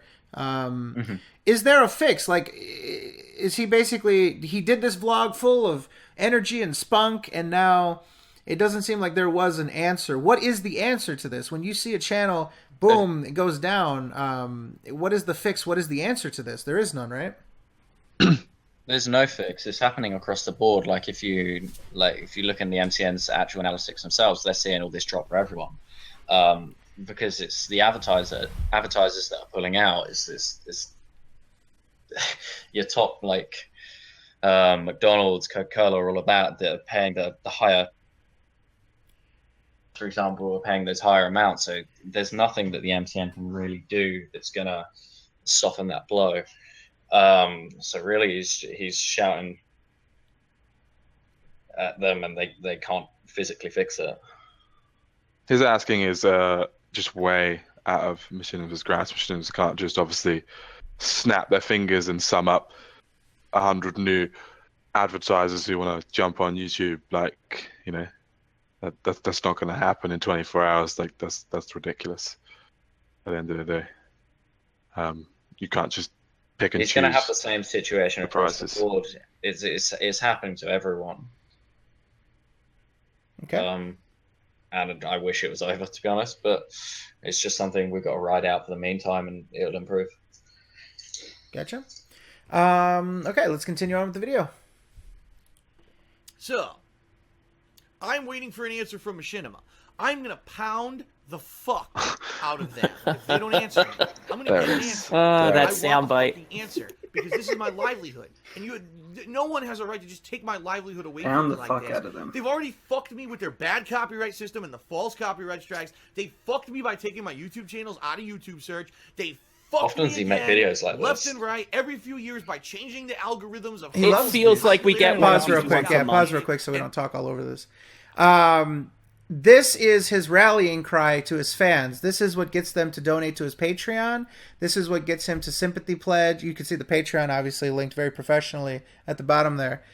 With what is that Arial text or is that Veranda? Anyways, he goes ahead and does these because this gets his fans to say, fuck everybody else, and you're the victim, and we got your back on this, and we're going to get you through this. And the way that Phil communicates is the way to get him through this is to donate directly. So how many times more entertaining is this than his normal content? Much more. In fact, Phil's best content is content that he doesn't want you to enjoy. It's taboo. It's the forbidden fruit. Have you heard of This Is How You Don't Plays? No, I haven't. Okay. So Phil is notoriously bad at the video games. That's maybe something that you guys might not have known about him as well. Maybe that wouldn't have passed the background check either, just the fact that he's so ungodly terrible at video games. But he likes to blame the game developers. He doesn't accept any blame, as you'll probably see a recurring theme in this. He pushes the blame onto all others. And so if he dies at a stage, he'll say it's the developer's fault that they poorly made this level, this mechanic of the game. And so This Is How You Don't Play. Our buddy Evil AJ, who's in the chat, shout out to Evil AJ, actually pioneered the style of taking Phil's unsavory moments, the ones that he wouldn't like to you to see, I guess, but because of the nature, this is all the stuff he would basically edit out. That's why it's so popular, right? A YouTuber that actually edits and stuff like that. This Is How You Don't Play is like all the stuff that would not make the cutting room floor, basically. This is the forbidden fruit. This is him saying, fuck this game, fuck you, dying over and over, blaming the game, not figuring stuff out. And so he has sort of this counterculture following. He has sort of like this, I don't know how to describe it. It's sort of like a I don't know. It's this following that Phil he it's so hard to explain, but basically, long story short, when Phil is not at his best, people enjoy that because he is the Fred Flintstone of gaming. He is very loud and brash, and he's so expressive when he's upset, and you know, people like to see it. They like to see the village idiot stumbling and bumbling around. And so these vlogs are incredibly entertaining. Again, the This How You Don't Play stuff is very entertaining. It actually went viral. This How You Don't Plays are at least as popular as Phil's actual gameplays, and many times more popular. AJ had 2 videos essentially go viral and reach, I believe one of them is well over 1 million views for Metal Gear Solid 3. For this kind of stuff, there is a demand for Phil, but not the type of Phil that he wants to be proud of. The forbidden fruit is what Phil is popular for, and so fans watch him in the hopes that they'll get just a tiny nugget of that every once in a while. Does that all kind of make sense? That's fair enough. Yeah, that makes sense. But he has too much pride to give the people what they want. Because everything is raw and unedited, he just so happens to give the people this. But a lot of times he'll click off and he'll take out parts, just not upload them. He'll stop recording on OBS, go on a rant, and then start recording again and act like nothing happened. That's one of his favorite things to do now. But anyways, So that's that. So you ask why he does things like this. A, it gets him money, and B, it rallies his fans and gets them to want to support him as the underdog, the little guy of YouTube. Mm-hmm. So That's fair enough. Okay. let's continue on. And my ass is so fucking stretched out at this point. It's time That's to what get we back. come back to. So I apologize at this for point, I that. want an answer. I'm gonna fucking pound the fuck out of these guys until I get one, and it better be a goddamn good one, because I'm not accepting. Oh well, it's just some flaky bullshit. No, because if this happens again in March, that's it. I'll tell you right now. January, that was bad, but because of your support on Patreon, it There made you up go. for it, and I was okay. All right. This month, this is terrible. This is disaster mode. Because now we're talking thousands of dollars, I'm not exaggerating here, in lost revenue. And if this doesn't fix itself, I don't know how I'm gonna pay my bills come April, because this is the way it works is it's a 2-month stagger. So right now, I'm making less money. I'll receive that lower amount of money in April. I don't know, and especially because guess what April is? It's tax time, because I got to do my taxes in the next few weeks to month, and the first payment due is due in April. How the fuck am I going to pay my taxes if I'm getting thousands of dollars less a month? This is insanity. This is fucking insanity is what it is. YouTube is about to fucking get the shit blown away from them, because I'm not putting up with this anymore. I don't care if I have to make fucking videos to get people to come together to put an end to this shit. But I'm not going to let my livelihood get pulled out from under me because these fucking assholes don't do their job. Pause. It's not. 8 fucking... How does it feel when you see something like this? A YouTube partner, he has a sizable following, 180,000 subscribers. This is not something small.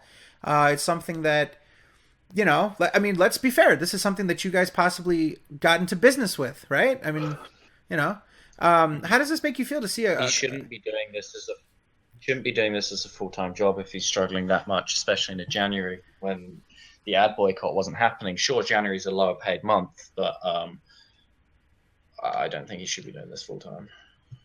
Full-time, you're talking about YouTube, correct? Video. Yes. Sorry, Combo, go ahead. So this video happens about once or twice a month. Usually at the end of the month. If he's struggling as much as he is saying, then he shouldn't be be putting everything into this. He shouldn't be doing it full time. What would you? God, like, is this something? This attitude, though, like you heard what he said. He essentially said, like, I'm going to try to get people together and put an end to this. He always has these veiled threats towards YouTube. He's talked about suing them in the past. Is this wise for a channel to do? I mean, obviously YouTube is so big, it almost goes off into the ether, but there are humans that work at Google. Maybe somebody gets their hands on this and they say, oh, you know, and it becomes a problem for him. Is this a potential problem for him to do these? They're more than likely not going to do anything. They're just going to play it off as some, like, he's just saying it and it's an empty threat at the end of the day, even in YouTube's end. So I don't really see anything that would happen from it. The last thing, question. yes, go ahead, Combo. All right, so since you guys would recommend he don't do YouTube full time, would you recommend getting an actual job, or would you just recommend he become a full-time Twitch streamer? If he's going to be at the end of the day, he just needs enough money to live off. Whatever way he's happy to do that, that's entirely up to him. If he thinks that he's going to do that through YouTube, then that's down to him at the end of the day. However, if he's having to struggle to the point where he's having to beg others online for money every single month, then that's not sustainable. I believe that if he's taking his revenue, obviously, and he pays his bills, you know, if he's talking thousands of dollars a month, you know, being, say, reduced, obviously he's talked about the 2 months in arrears, which is correct. So surely if he's making thousands of dollars, he could put that aside, you know, rather than spending this month, you know, managing his money, etc. Obviously I wouldn't say begging is the best way to go about it, especially not in such an aggressive manner that will get you to this point, you know, and potentially repercussions, as you said, with Machino probably would be down to sort of stuff like this, how he's gonna pound them and stuff. That's probably not a good way to go about it. If you are struggling and you have an issue with your network, that's something you should approach with them, and not round up an army of angry viewers who would probably end up spamming emails at Machinima.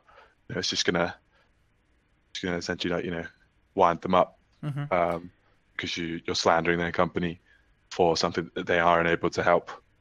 You mentioned sorry, go ahead. You mentioned you kind of I like also feel that he's also.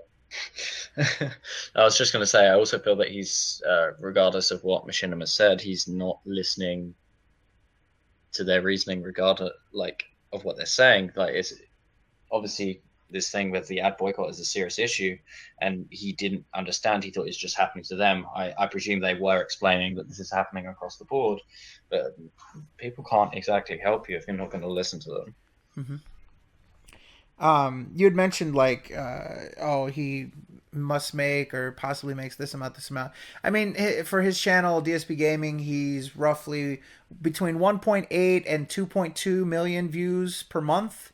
At this point, he's through AdSense. He's asking people to turn off ad block if they could. But I don't know, if you had to ballpark that, would you say that he makes enough to be comfortable? Anywhere between like I said, the floor for him, I think, was around 1.9, 1.8. And lately he's been doing between that and about 2.2. I've seen as high as 2.6. So kind of ballpark it around 2 million views per month. Is that something you could live comfortably off of?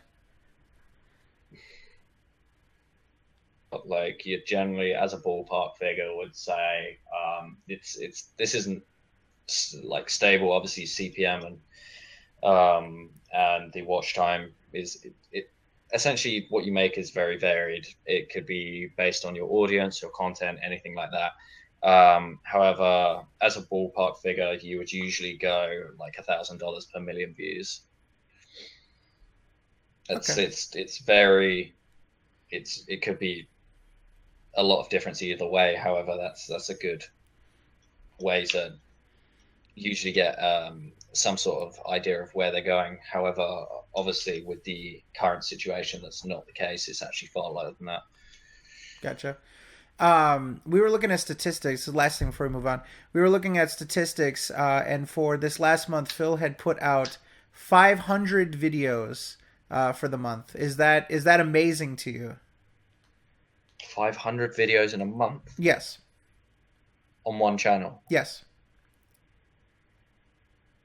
Why would... It's quite a significant amount of videos. Everything I've seen that was a dude that probably, I think me and Dan met one time, who uploaded maybe close to 8 videos a day, just churning out gameplay. He uploads approximately 20 videos a day. It's an excessive amount. Wow. Yeah, I don't think you guys know that we had our buddy. Maybe we can look at this a little later. We have our buddy 2D2 Will, who does statistics, and he actually looks at each video and yada yada yada.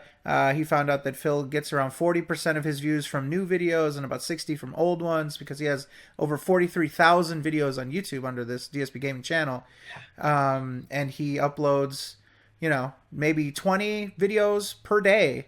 And for the month of April. Last month, he uploaded 500 videos. The difference being, if you upload 500 videos, there is zero chance they're not going to has create the time an to audience sit from that. and watch through those. Who has the time in a day, to watch 20 videos that are going to be sort of 15 minutes long? That takes up a sheer amount of time. That no one's going to be able to just mass that. Whereas if he's uploading, say, less videos with higher watch times, he's going to be able to, earn more money that way.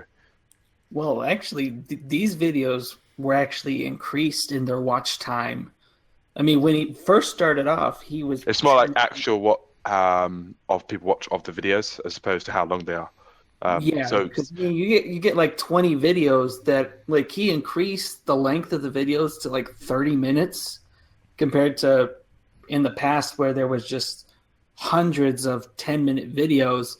So wouldn't that would turn people away just to see, you know, all these videos that are 30 minutes long and you have to sit through all that? Yeah. To be honest, he should be prioritizing building an audience and creating that engaging content, because people are then going to be coming back and looking for that video. They're not just going to power through so long videos. If he creates a more engaging video, he has a higher chance of increasing his audience anyway. If you think about, like, if you create something that a lot of people are going to enjoy, your audience is your best place of growth. If they're enjoying your videos, they're going to show people that they know. They'll share it. Say, like a funny clip from a video, they can share that clip. But that still enables people to view that channel, you know? Yeah. Works the same way. Whereas uploading 20 videos, that's so much content for people to watch through. They'll just look on the channel and just be like, where do I start? You know? His stated understanding and I guess business model is that if he were to edit and reduce the amount of videos, lengthen them, anything like that, if he made any sort of adjustments to, you know, making as many videos as possible out of one playthrough, that he would go out of business overnight. It's essentially, I don't know if you can pick up on this, it seems as though it's the maximization of milking from his existing fan base. He's trying to he's sort of made peace with the fact that he's not going to grow, and what he's doing until the end of the channel is just trying to extract as much as he possibly can from what he has now. It's almost as though he's sort of aware that this is coming to an end, and he's just trying to get as much as he can out of it before it does. He could probably revitalize it, like if he changed his content up in a good way and just stopped mass uploading content. I think I'm bored of content all the time, and these channels, these larger channels, you see them over time. They change their content and how they're viewed on the platform, and it's just really what he needs to do. Okay. Yeah. Like, he's at the point of uploading so many videos that some of them don't even upload in the correct order. And I think there should just be a general turning point where you should look at your channel and be like, should I be uploading this much content? You know? Like, he's got like series of like Neo where it uploads like 12, 13, 14, 15.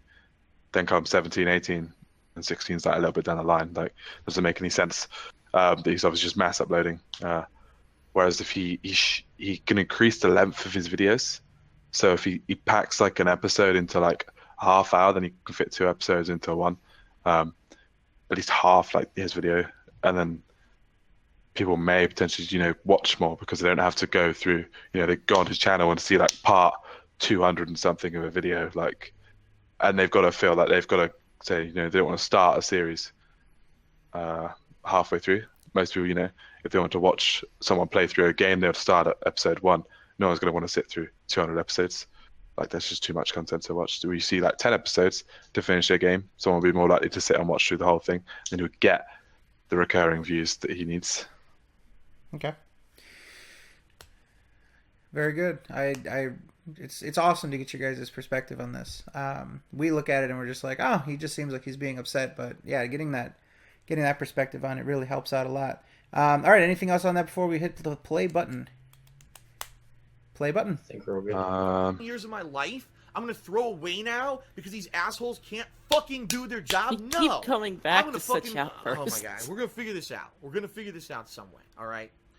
So anyway, you can tell I'm a little peeved about this fucking issue, right? Because this is my fucking life. I worked my ass off to be where I am and to keep doing this as a job, and I don't want to see it go away. All right. Now, the obvious things you can do to help.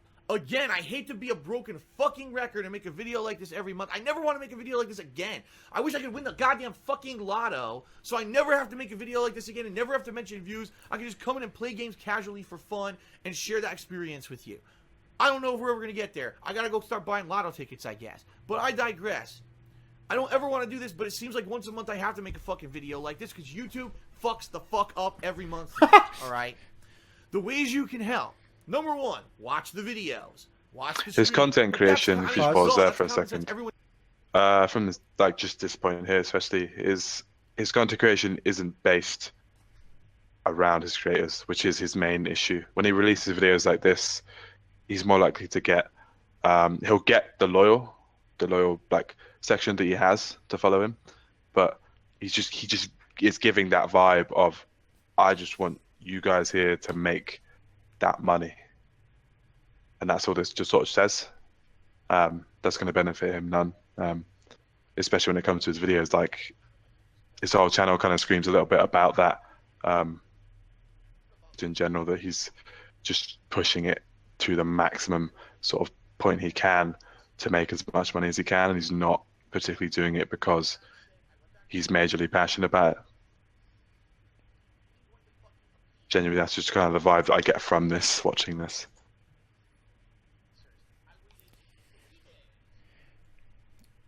It's good Hello? insight, man. Yeah, I'm on my phone. I thought everyone just went dead. I was like, I'm looking. Yeah, I'm setting up the um, next video. I'm getting a timestamp for the next one because this is beautiful. This is fantastic. We're learning a lot here. I mean, this is helping us. I feel like, he watches these. He watched the last one with the other one. I think this is very valuable for him.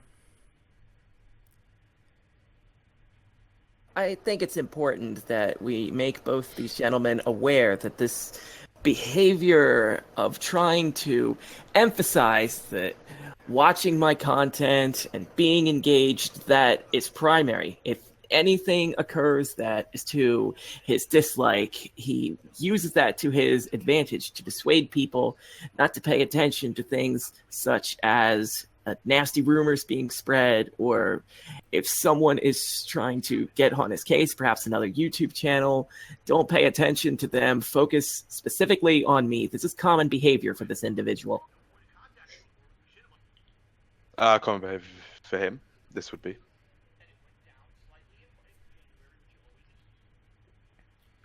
Okay. Yeah, he does this a lot. Yeah, I don't know. So like, obviously he's got his Patreon as well. So obviously he's making money from his Patreon plus YouTube. You say he streams on Twitch. So if he Yes, streams he on does. Twitch, that's at least 3 sources that he would be pulling in some form of money from. Like if you add that all up, to an extent he cannot be struggling that bad, I suppose. Well, he has a second mortgage. He owns a condo in another state. He's had this for 3 years now since the move. And so he's paying off the mortgage on this. He hasn't sold it. He had a lien on his house for a little while because he was delinquent on payment.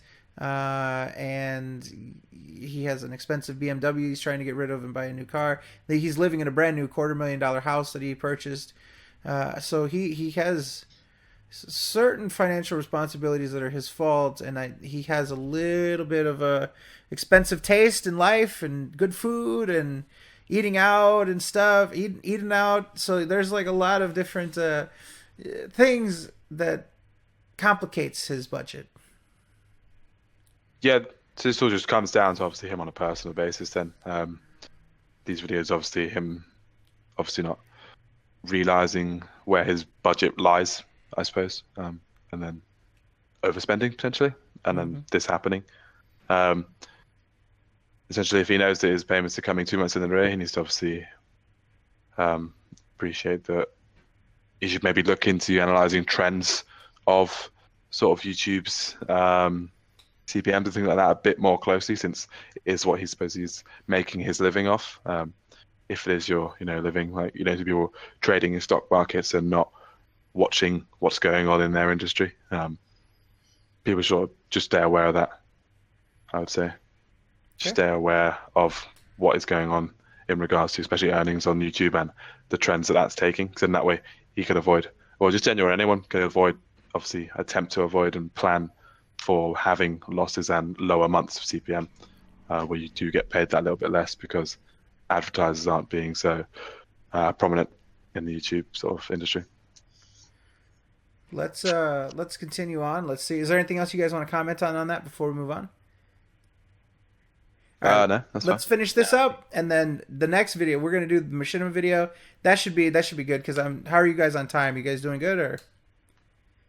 It's about 3 a.m. here, but yeah, I haven't got anything to do, so Sweet. All right, cool. So let's finish this up. I don't know what more there is in this video to check out, so we'll sort of play it by ear. And then the Machinima vlog is next. He's going to detail what happened with that partnership, why it might not be a good idea to get into a partnership with this guy in the future, and a bit of a little slander. Let's continue on. Let's finish this up. Everyone knows that, and according to YouTube, you're doing that, right? Okay, there was a 13% dip in February. Yeah, because I'm playing Neo all fucking month and the games were slow. In March, just give you some perspective, we got Horizon Zero Dawn, the launch of the Switch, Zelda Breath of the Wild, Ghost Recon Wildlands, Mass Effect Andromeda, the final Dark Souls 3 DLC, and MLB, all in March. Plus there's more. There's going to be episodic content and stuff coming out. A ton of shit, right? So March is going to be crazy. I think people are going to be watching in droves. And they did. But I gotta fucking make it there. I gotta pay my bills. You know what I mean? So outside of just watching the videos and watching the streams, you can pledge to my Patreon. I'll say it again. $1. I'm serious about this. There's thousands of Just people $1 who watch my content on a daily basis. Give me Watch the videos I $1 put and out I'll on be YouTube. okay. At least 1,000 people a day are watching my videos on YouTube. When a big game comes out, Resident Evil 7, ridiculous amounts of people came out to watch that, right? $1, ladies and gentlemen, to my Patreon. If everyone who watched gave me $1 a month, I would never have to mention this horse shit ever again. I would be free of the fucking shackles of YouTube's ineptitude, these fucking nerds who don't know how to do their goddamn jobs, and I'd be able to fucking just be here and play games and relax and have fun like I used to. Because a lot of people, I'll be honest, say this, Phil, why is it that back then, way back then, when you started on YouTube, you were so, you didn't seem to have stress. I think this is just a back in the day You didn't story. start talking about money until 2012. That's true. Yeah, let's switch over. Let's do the Machinima one. He said it was the Gravy Train, baby. All right. On this one, I'm looking at around 43 minutes and 56 seconds, roughly around there. We can sort of dance around and figure out what we're looking for, but that's the Machinima vlog linked into the Discord chat, and if we can get there, this should be amazing. Okay, let me just put it in the playlist. We're looking at around 43 minutes and 56 seconds, at least on my phone. nice boss. 43:52. Let's try it. Let's see what we got. With Machinima about making half as much money as usual, and I didn't get a sense. That is 48, not 43. Thanks so much together. That should be 43:48. I can't quite ballpark it. Let's have it. Let's see. Happen. All of a sudden, in February, Here we go. Perfect. 2017, Yeah, perfect. 2 months ago, Freddie I made a boy. original performance, and it made no sense. It told me that there was a spike in advertisement from October, November, December, that it went down slightly in January, which you always expect, and then in February, when typically ad revenue goes back up, it plummeted. It went half. So it was already down in January, then it went down by 50% more in February, which meant with that amount of money being made, I couldn't pay my bills, all right? At that point, I hadn't instituted any backup plans or anything yet, or any kind of, things to fix anything. And I literally didn't know if I was going to be able to pay my bills, my mortgages, anything, come this month. In fact, this month of April, because I was apparently going to make half as much money on YouTube than I had ever made before. I wrote a log. Had to write a log. This is April because there's 14th, no point by of the way. contact anymore with Machinima. They all got laid off. Less than a right? month ago. I wrote a log to their system. How can this be? Why does it say I'm making half as much revenue or whatever? Per the first response I got, from their customer service department, the guy completely blew off my question, didn't answer. He basically said, February is a shorter month.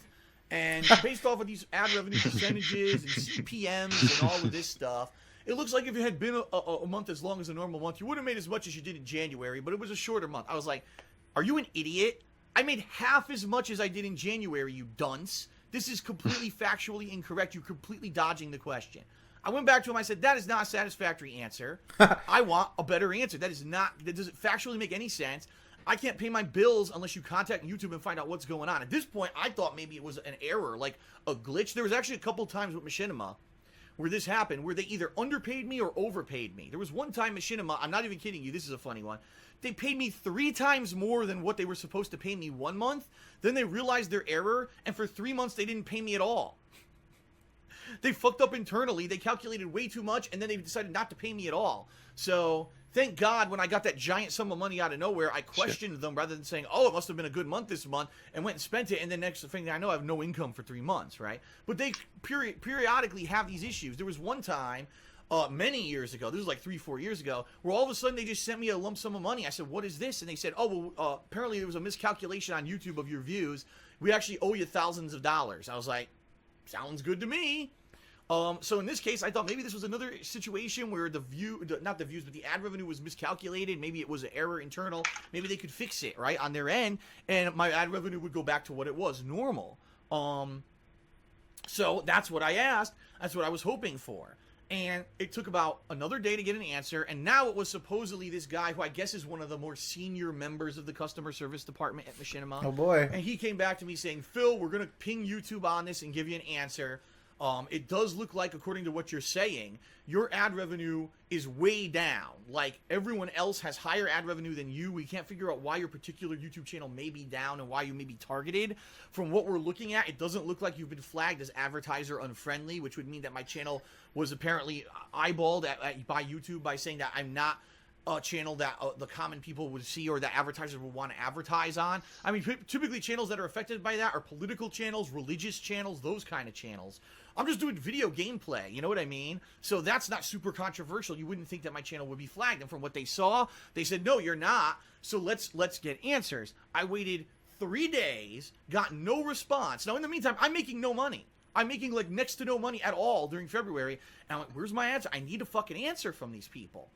Nothing. So I finally pinged them again. Nothing. I pinged them again. They finally respond. Okay, well, we talked to YouTube, and YouTube says that, no, you're not flagged for being advertiser unfriendly. They didn't give us any more answers. We'll continue to ask, but, whatever. I'm like, dude, this is not a valid response. I need an answer from YouTube. This is not a valid And I know what's response. going on is they're bringing it up quickly in like a meeting or a conference call as an aside issue rather than driving it as a priority, okay? Pause. So they get a quick... This is his perspective, is that there's some sort of conference call that's going on between Machinima and YouTube, specifically to talk about Darkside Phil's ad revenue. No, they probably just tacked it onto another email. Okay, I just wanted to get your. I thought you'd laugh out loud at that. He's under the impression there's some conference call going on where they're like, all right, well, the next order of business, Darkside Phil's ad revenue. We gotta, dissect this and make sure that everything's good there. As you can see, what you're going to see here, he is after some sort of quick fix. He saw February's drop, and he wants YouTube to be like, oh, our bad, here's all this money that we owe you. Nah, it's really seconding what Keiran's saying. He really should be looking at what's happening in the ecosystem. He should know that there's this advertiser issue. What really the MCN should have been telling him this as well. Instead of just saying February was a shorter month. Like, what excuse is that, to be honest? Sure. But at the same time, he should be doing some of this groundwork himself. It's been all over like social media and everything for quite a long time, and like he thinks that, yeah, like what you said, that they're sitting there in a call and just he's this larger, and like in Machinima, obviously he's not as important because they deal with thousands and thousands of clients. Like, so they probably just tacked it on. They probably had quite a few people with the same question, and they just put it on. It's not the case that he thinks he's that powerful in them. One quick question. He says that his 8-year legacy on YouTube is in some way this badge of honor, or in some way gives him priority or makes him special or unique.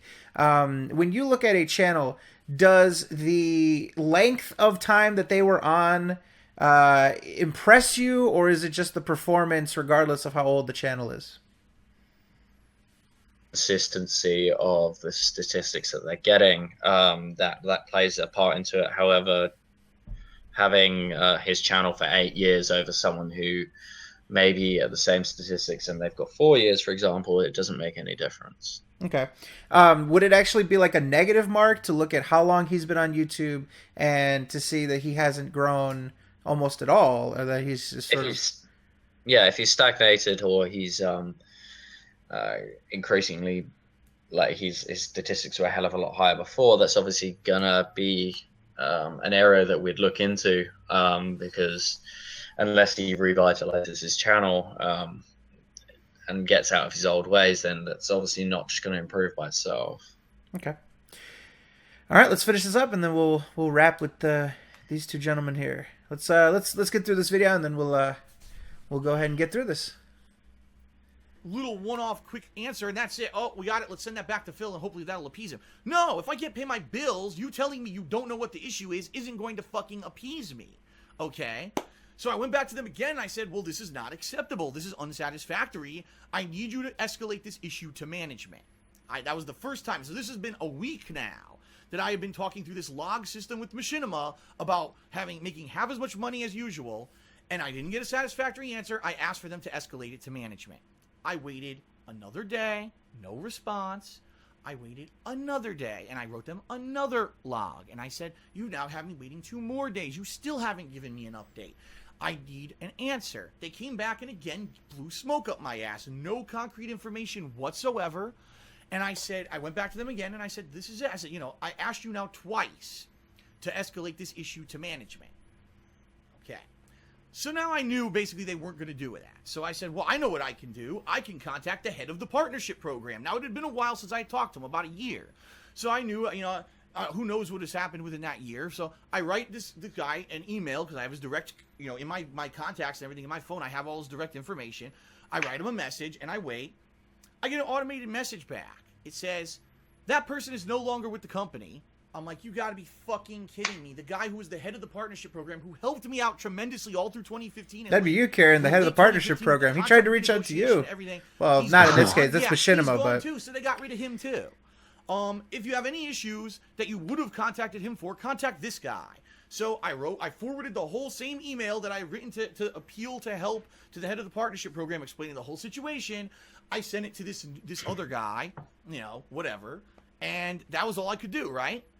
The next day, of course, keep in mind, I hadn't been getting any regular responses. Because I had sent this off to this other guy, I get a response the next day, again from the automated log system, the same guy who's apparently an up-and-up guy at the customer support of Machinima, and he says... The up-and-up guy. We've contacted YouTube. They still are looking into it. They still have no definitive answer on what's going on. We've determined you are not flagged as advertiser and friendly, so that's not it. But we're not, we don't have any answers yet. But then they said something that when they said this, that was pretty much it for me and Machinima. Here's what they said. They said, we would appreciate it if you don't go out of your way to write and contact other departments here within Machinima. To basically stay within the lines. Stay within where you're supposed to be talking to us for help on customer support in this log system. And don't you dare go outside and try to contact anyone else for help. All right? That was it. Because literally what that is, that's passive-aggressive. That's talking down to me. That's telling me, treating me like a child. Like, how dare you try to, do something that's not within these little guidelines and rules, and you run outside of the dotted lines, right, to try to get help. Let me tell you something, folks. In my lifetime, if I never sought help outside of that one directive road that everyone tells you to go, I never would have got help for anything. And this goes for any kind of job or whatever. And I'm not saying that if you're in an established corporate line where there is, a direct line of leadership that you should jump ahead or anything like that. But the bottom line is you deserve respect. And if you're not getting answers and you're not getting respect and you're not being treated fairly by someone, you have the right to stick up for yourself and seek out help from someone else and or seek that respect or aid from somewhere. Never, ever let someone tell you to basically sit there and be happy and shut up like a little kid and sit in the corner and we'll give you information when we get it. Because that's literally what this message said. It was very passive-aggressively worded to me, saying, passive-aggressive. Boy, that's an ironic phrase. Anyone else within the company but this customer service line. God damn. Ever. That was it. I wrote them back, and here's what I said in my message. Oh, by the way, they did give me a suggestion as well in this message. With that passive-aggressive message, they said, we recommend you shorten your video length, because right now we're seeing your videos on average are 20 to 30 minutes long, but your average watch engagement is much less than that.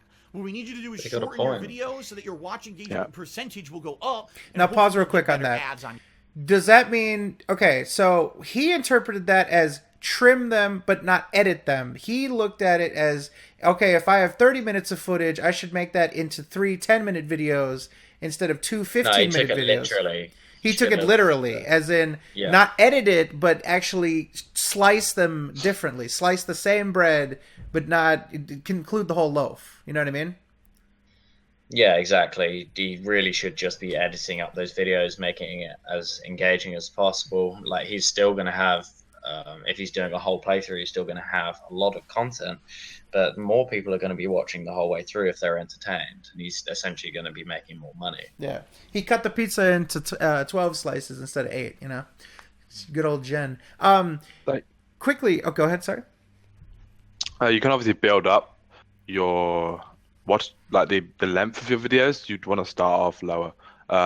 So it will be all about whether he's able to engage an audience long enough to entertain them for 30 straight minutes of video, if you know what I mean. Sure. So they're probably saying decrease your video time because people are stopping watching after, say, like 4 minutes. Probably, that's probably down to them getting bored. So they're like, decrease your video time so that people are watching almost 100 to 90% of your video actual time.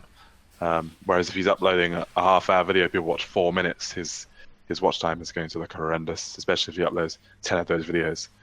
It's just not going to give him good percentages on his statistics at all. And, so probably what he wants to do is maybe upload less, potentially shorten his videos, see what his watch time is looking at, and then potentially look at increasing, and then see if he can sustain that engagement and try and find that sweet spot for how engaged his viewers stay while watching his videos over sort of time, which will obviously be a lot of trial and testing if he was looking at revitalizing his channel. That's the same for anyone who has a similar style to what Phil does, where they upload a lot of videos at varying sort of lengths, like 15 to 10 minutes. You need to keep like a consistent kind of length, and then maybe like people do like subscriber specials where they have like an extended video, then sort of stuff like that require that extra bit of length. Looking at the situation he kind of outlined, he reaches out to Machinima, and they tell him, well, don't try to reach out to all these different departments and stuff. Is that a reasonable thing for them to have told him, like, to try not to get all these different people in on the same, like, get them preoccupied with this? Or, like, how do you interpret what he said about his story of, like, oh, they told me, please stop trying to climb all over the place and just kind of wait until we can talk with YouTube? Like, is that a reasonable position for them to have taken? Yeah, well, if you consider, like, if everyone does that when they go through support, that's going to slow the whole system down. If, like, say you got 10 people going through support, and then all 10 of those people contact all different departments, those departments then have to come and use their time to respond to that. The support system's there because they're dedicated all of their time to help with the support. Someone who's in, the finances department dealing with processing all the payments isn't going to have the time to deal with your support. That's what the support's there for. That's a perfectly reasonable request from Machinima. And, you should take the right routes for that and, not inconvenience the company in that sort of way. Well, as you're about to hear, that was the last straw for him. Let's perfect time to continue. Let's see what Phil has to say about that. Your videos. Like, you shouldn't take that personally. So they did actually give me a good piece of advice. Not to say that it was an amazing piece of advice. It was kind of like a quick fix rather than a root cause of the problem kind of answer. But they gave me that piece of advice. And I responded. The first thing I said was, I want you to understand something. This literally is a situation where I'm in dire financial straits. And if this stands where I'm going to be making half as less money on YouTube as I ever did before, starting now, I'm going to lose my house. I'm going to have all my shit reclaimed. Credit card bills are going to go default. I'm probably going to have to declare bankruptcy. I'm going to lose everything. And the fact that I've now been talking to you for a week and a half and you can't get me any kind of answer, I have every right as a fucking respectable human adult to go seek help elsewhere. It's your ineptitude is the reason why I have to go seek help elsewhere. And I even said, I wasn't going and seeking some department outside of the scope of where I would look for help at Machinima for help. I was going to the head of the partner program, who throughout 2015 and 2016 helped me repeatedly with false copyright strikes, with issues against my channel, with contract negotiations. That would be the natural person one would logically reach out to. I wasn't going outside the scope of what I was supposed to be doing. That's exactly what I was told to do 2 years ago for issues. Now all of a sudden in 2017 you changed your whole structure again, and now it's the wrong thing to do, and you talk down to me. And I literally said, I feel like you've insulted me, and therefore I'm going to be honest with you. I want you to escalate this issue to management. I don't care if it's your manager, if it's the CEO of the company, whoever it is. They need to be aware that this is an issue going on with YouTubers and people under your partnership program. And I want you to know that if you feel that this is how you're going to treat me as a partner, I don't want to be with you anymore. And I said that in black and white writing in this message to them. I don't want to be with you anymore. If you're going to mistreat me and talk down to me and not get me help and basically talk to me like a kid.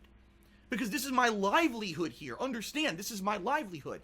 And I ended the message in this manner. I said, I do not want to hear from you again. I want to hear from management who are going to explain to me the situation of what is going on, all right?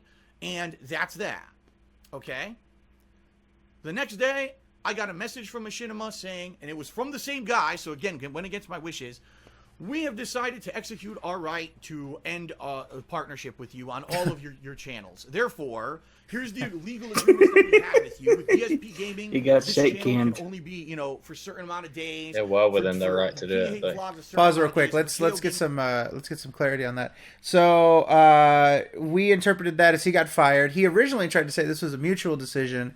I'm sure you hearing this now pretty much sounds like they executed their rights to terminate his channel based on his conduct, right? I mean, he was being unreasonable, and it just seems like that's what happened, huh?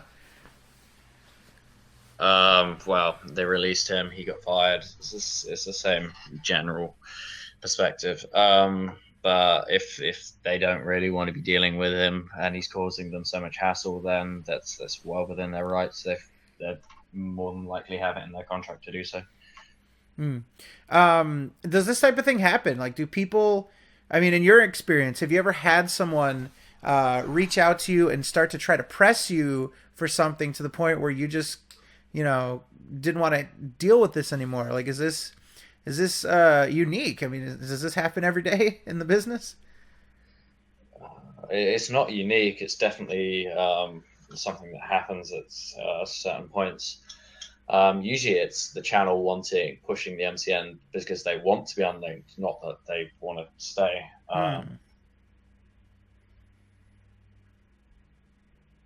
It's definitely not a unique situation. Okay. All right, let's finish strong. Let's get this done with. A certain amount of days. So basically what they were saying is they didn't want to be in an agreement with me anymore with the partnership, all right? So let's recap this situation. I did nothing wrong, okay? I wasn't in violation of YouTube rules. I wasn't flagged for being advertiser unfriendly. All of a sudden, I literally started making half as much money as I usually did. It was to the point where I was afraid I was going to lose my house, my job, my livelihood. Everything was going to be repossessed. My life was going to be fucking ruined. I didn't have a backup plan to fall upon, okay? I contact Machinima for help for a week and a half. They give me the runaround and don't give me any answers whatsoever on what's going on, and they refuse to hold YouTube accountable and get answers from YouTube. Then I go to a contact who I had already had from 2 years running as a contact of someone who's helped me and told me to go to him on these issues.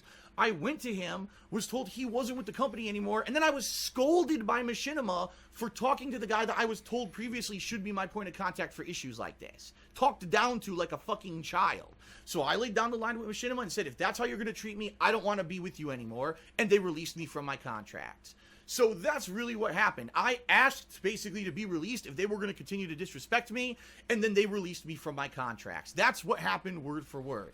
What kind of a fucking company would anyone want to be? Who would want to be with a company who talks down to you?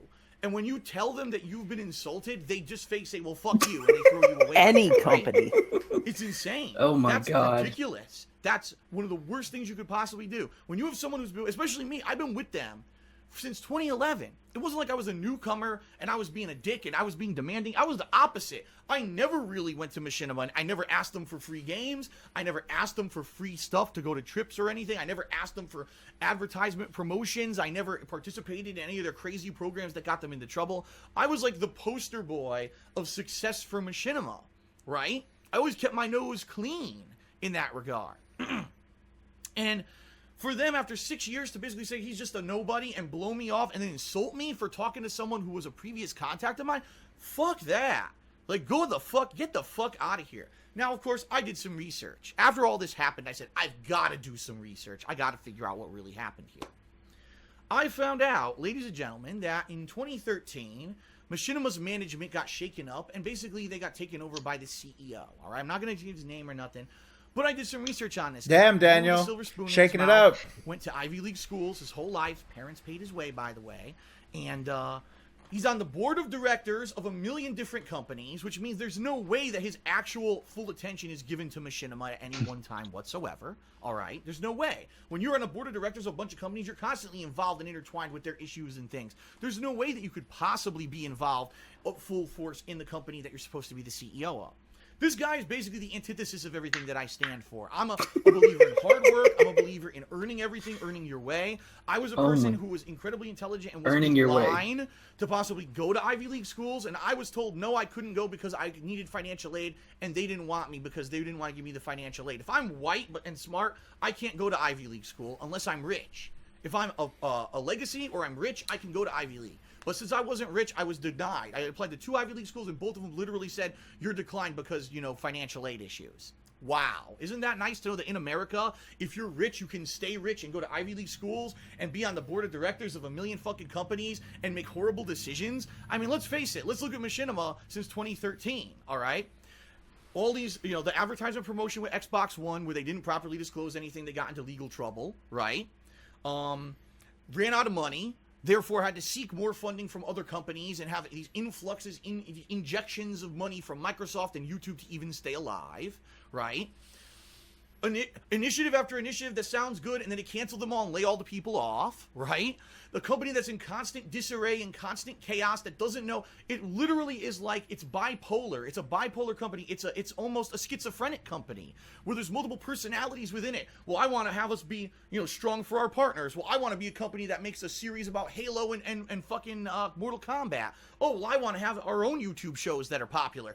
And they all argue with each other and override with each other like different personalities bouncing around in a schizophrenic's head, and no one knows what the hell this company's supposed to be. So how could you ever have success with a company that has no definitive identity? You can't. I only went to business school for 4 years, and I fucking know that. Apparently the CEO of Machinima doesn't. This Ivy League educated fucking bonehead who's rich off his ass, who's on the board of directors of a bunch of places, thinks that he knows how to run this company, yet all they've done is fucking fail since he became the CEO. So, I could tell you what happened here. They fired everyone. They, for some reason, oh no, we didn't make a ton of money. They just cut everyone out, and probably that guy who was the head of the partnership program for me, they got rid of him on a whim. Fuck him. Let's get someone new in here. And by the way, I actually found out the new head of the partnership program at Machinima. Guess who he is? He's a guy who's a fighting game community head. And literally, since he's become the head of their partnership program, you know what he does? He goes to fighting game tournaments and he promotes the tournaments.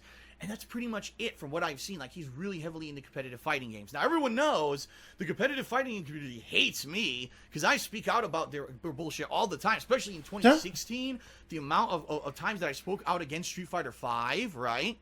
So, if anything, right, during this whole issue going on with the ad revenue stuff at Machinima, and me making half as much money in February, if they even went to that guy, which they should have, he probably said, oh, I know that guy, fuck him. He talks shit about the fighting game community, he talks shit about Street Fighter V, we're not going to help him. And it's ridiculous, because, like I said, I never did a thing wrong with Machinima, and I never violated a policy, I never did anything wrong with them, ever. And all I did was try to basically stick up for myself and keep myself afloat and not have my business fall apart, and to be treated with such disrespect from them was the last straw, to which I said, I don't want to work with you anymore if that's how it's going to be. And then they cut me from the contracts, basically. So it was mutual, honestly. I said, that's it. If you're not going to step up and help me, I don't want to be with you anymore. And they said, okay. And then they released me from my contracts. And that's what happened with Machinima, okay? Now, it sucks because Machinima had me in this managed partnership since 2013. And honestly, since this happened, since I'm now no longer in these contracts with Machinima, guess what? Hundreds of my videos have now been claimed on YouTube. Hundreds, if not thousands at this point. My Grand Theft Auto playthroughs, my any playthrough of WWE, any sports playthrough that had licensed music, random videos here and there, like two critical videos for my Final Fantasy 15 playthrough recently, my Walking Dead playthroughs, all random stuff because the random music are all getting claimed because I'm not under the protection of a managed partnership anymore, and it's bullshit.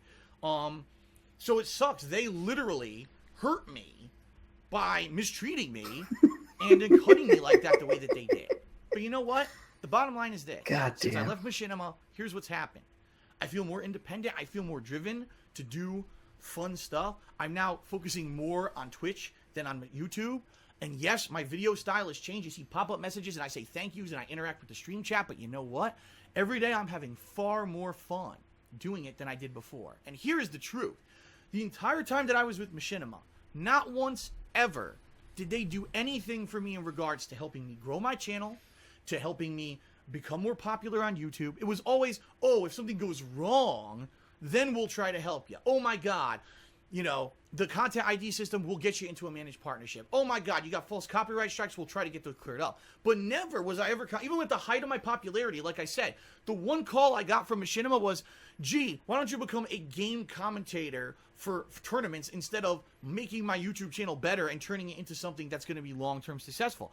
And I was like, what the hell kind of call is this, you know? So it's so weird, the experience I've had with Machinima. I've had big successes, and there's been tremendous failures. And the fact that this company never, ever could be coherent, they always seemed schizophrenic and chaotic and always people in and out the door. I could never have the same point of contact for more than a few months. And then these last few days, you know what I mean? These last few months where what a horrible falling out where they don't want to help me and they're, you know, dragging their feet and they're basically insulting me. To hell with that, you know? I would rather be with a company that's not going to respond at all than a company that's going to basically talk down to you and treat you like a kid. I can't contact someone who's helped me dozens of times in the past couple of years with issues like this. You're going to yell at me and talk down to me like a child? Go fuck yourself. Yeah, I'm an adult. Sorry, I'm the one who operated a successful YouTube channel. Me. Really? No, I can't. I'm the one. Not you. You're the That's company great. that just took a cut of ad revenue and protected me from copyright issues. It's not some grandiose thing where you're better than me or you know better than me. I'm the one who put the content on YouTube. All the content creators of YouTube are the ones who made the site successful. Not the partnership companies, not Google or YouTube itself. The content creators. We're the ones who should be treated with fucking respect. It's insane that you would ever be talked down passively aggressively by one of these MCNs. You ever get that? You say, fuck you, and you get the fuck out of there. Because the bottom line is, they're not worth your time. If they're going to disrespect you, and they're going to treat you like that, and it's a shame, because like I said, there were people who worked for Machinima over the years who I was very friendly with. They never had this issue. They were very respectful. Like I said, that previous head of the partnership Chat makes program, me laugh. I'll give them that. He helped me out tons, and you know, we had a great relationship, and they were sending me free games. And then it all ended, probably because that fucking genius, silver spoon in his mouth CEO, oh, I don't like that initiative anymore. It's not making money. Fuck them, cut them, and fire all them, and you know, lay them off. And that's how corporate America is, sadly. It's not just, there's one thing you gotta understand, too. It's not just Machinima that's like this. Corporations do this all the time. He's Why do you telling think children I was laid this, off from like- my job, you know, in 2010. I was People getting that really don't give a glaringly shit high about reviews this from sort of throughout the thing. entire building. All my management was concern giving me them. commendations and saying Phil went above and beyond. I had this actual document, this thing, it was like a diploma that they said that you should frame it and put it here at your job at your cubicle to show that you went above and beyond. And in 2 months they got rid of me. It's like, are you fucking kidding me? And that's how these corporations are. And that's how all these companies are. They see it as like an asset or a tool. And that's fucked up. They got to realize that there's a human factor when it comes to this business. Yes, I know it's business, but there's a human factor to the business as well. And for someone to be treated like that, no, it's not worth it, man. It's not worth it. And you know what? Now that I'm focusing more on Twitch, and even though I'm not in a managed partnership or whatever right now, I'm far happier doing it. And you know what? enough of that shit. Don't ever let someone treat you like that in life, seriously. But so that's the deal. That's what happened. I know that's crazy. Out of nowhere, basically not getting help and being mistreated from a company that had told me previously, you know, all these ways to help me and everything. I know, but that's what happened. That's the God's honest truth of what happened. And, you know, I didn't disclose anything there that I wasn't supposed to. I didn't tell you any ad revenue numbers. I didn't tell you any contractual agreements, nothing like that. It was all knowledge that was agreed to. I didn't violate any non-disclosure agreements. That's why I was very general. I couldn't tell you about how much I made or anything like that. But yeah, it's been a crazy ride. And, you know, the ride's over now with Machinima. Now I'm with another company. And honestly, you know, I haven't interacted with them at all. I'm not in a managed partnership. So even if I get like a copyright strike, I don't even know if Curse can help me, honestly. I have no clue. The bottom line is that the copyright strike issues and things on YouTube. All right, so we'll cut it there. It's basically done now. So what do you say? What do you say to this? Like, as someone that almost got into business with this guy, that's a really good pause too. Look at that face. Look at that. As someone, you know, you guys almost got into business with this guy. You see, if something would have went wrong, you know, and again, the reason why he's aware of Laveria Media, the name, there was an instance where somebody did a bit cheer in his Twitch stream, and it said "shout out to Laveria Media," and he identified that and said, "Oh yeah, that's my partner company for KO Gaming." So he's under the impression, I don't know who he talked to or whatever, but he's under the impression that Laveria Media is who he's partnered with, and who he signed contracts with. That would have been just the linking, right? So that's what he's under the impression of. Like I said, he identified Laveria Media, which if he never talked to you guys, he would not even recognize what that name is. So somehow he is under the impression that Laveria Media is his partnership company. He read the cheer and identified and said, "Oh yeah, that's my partnership company for KO Gaming, yada yada yada, my managed partnership, all that stuff." He would have done a video like this about you guys. This is how he works. How does that feel, like that you guys basically dodged a bullet by canceling his contract on KO Gaming and by basically preventing him from signing a contract? I don't know how far along he was with DSP Gaming, but by preventing a contract from being signed or canceling the contract for DSP Gaming, how does that feel now? Like, this is kind of where we're going to wrap. How does it feel to have dodged this bullet? It's more that obviously we can definitely see that everything wasn't going to work, regardless of any research that we did before.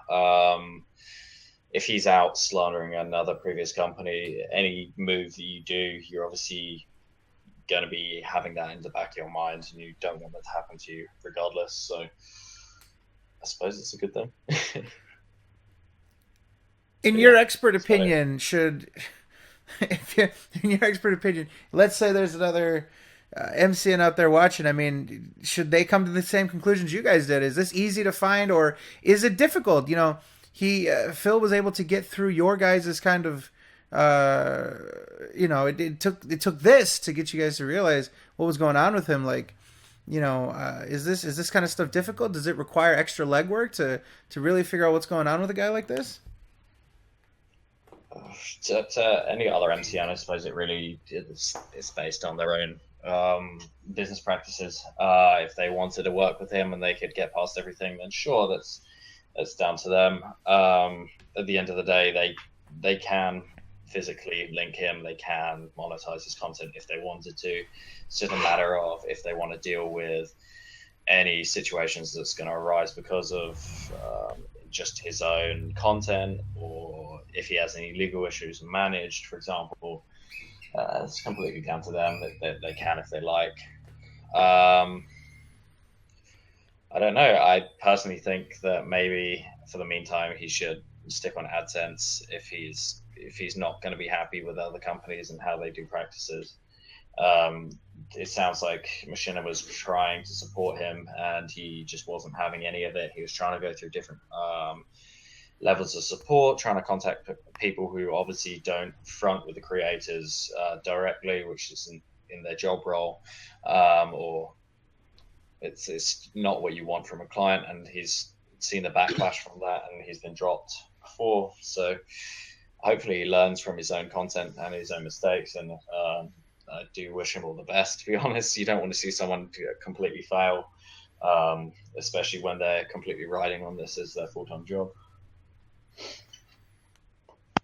I actually have something that I would like to ask both of you, sort of pique my curiosity.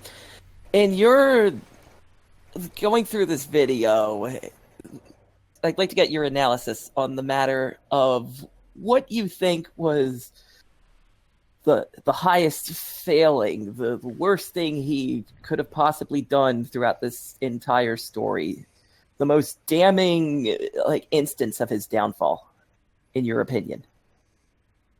I think there's a fair few things he probably should have strayed away from doing. Making the video being one. It's one thing to. This is the thing that I think he should have distinguished between the business side of his YouTube career and the public side. It doesn't usually go well bringing your partnership dealings into your channel dealings. Something that he heavily does, which was another thing that was discussed with our, when we were dealing with the whole ordeal, that was stated that someone who does bring a lot of attention to, in general, their sort of business dealings, behind their YouTube channel can sometimes cause, a couple of hiccups along the way. Obviously, DSP being one, just in general, you should keep stuff, a bit hush until if you have a confirmed kind of thing, but the whole time he's dealing with us, it was all just sort of negotiating through. But he's updating his fans on every step of the way. For instance, for us, why is this situation could have been, avoided if he wasn't so vocal about it, if you get what I'm saying. Mm-hmm. If it had all gone through clean sailing, we'd looked into him and it'd all been fine. We'd partner with him, then he could have obviously come out with a video saying, he's successfully been partnered with a new network and everything's going great. But the steps along the way, of every key individual sort of point, negotiations go back and forth, and that's sort of something especially with Machinima, a company like that, that you're pressing. I'm not sure what a mindset he had when he thinks that he could potentially, overpower Machinima. Especially with he explains how Machinima have operated in the past. He goes through what Machinima has been like. That would give him an overview. He obviously knows this stuff about Machinima. So I don't know what mindset he would have had when he went into trying to pressure them, into giving him sort of an instant response, and then obviously going on the outside channels. He should have just stayed with the support team and tried to stick it out. Mm-hmm. So there's just a lot of things. I don't think there's a particular worst one. I couldn't really pinpoint it. There's just as a general.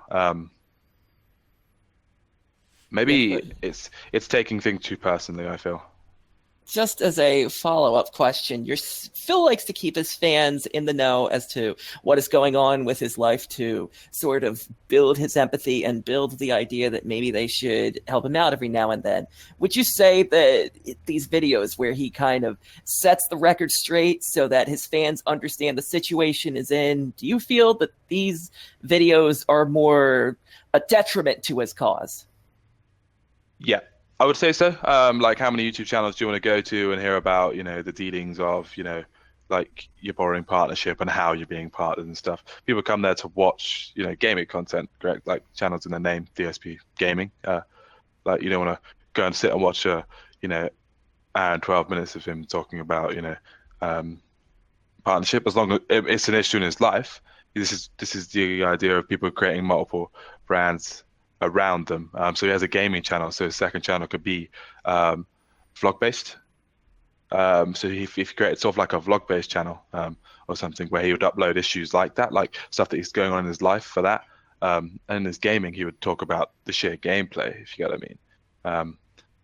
Whereas if he's trying to cater to that sort of stuff just in general on his channel, I felt that would help him view wise as well. Obviously he does need to obviously just appreciate that some things you kind of just want to take a little step back and not maybe spill all the details before they're finalized, which is where this becomes an issue, because obviously he's saying all these things which he thought would be there.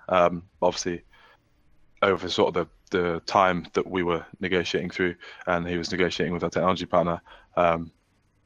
Like things can always change, if you get what I mean. So until you kind of have a final answer, I don't think you should be sort of telling your fans that until you know exactly what's going on.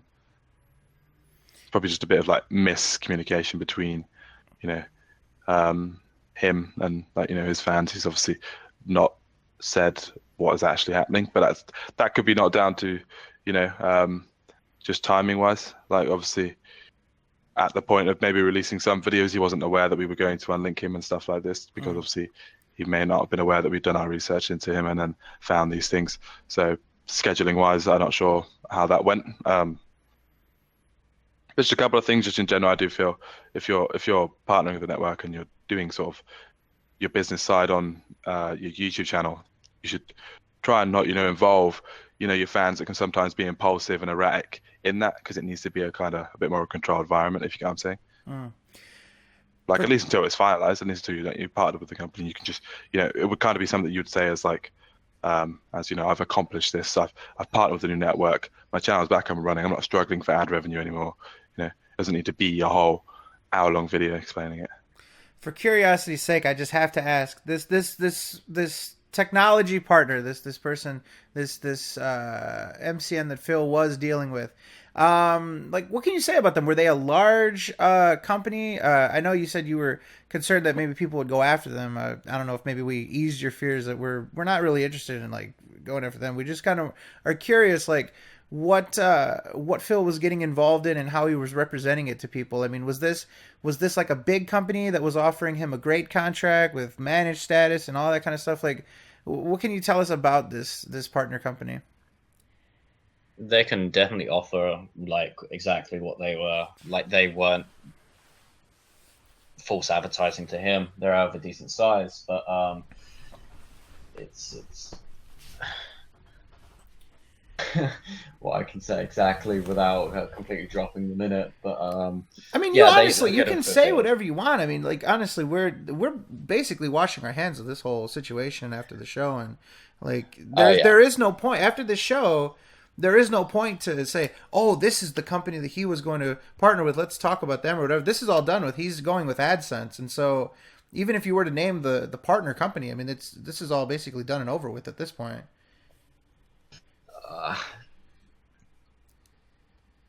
I would, but we kind of... There's no real point to bringing up who it was going to be. But yeah, they could have fulfilled everything that he needed to. If everything had gone through as he would have wanted, but at the end of the day, it just didn't work.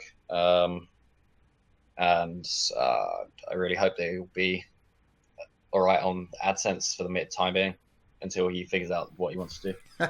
People in the chat are saying, "Say fuck it." What about like the size of this company? Like what, like at all? Even if you don't want to name them, like what can you say? What can you say about them at all, just in general?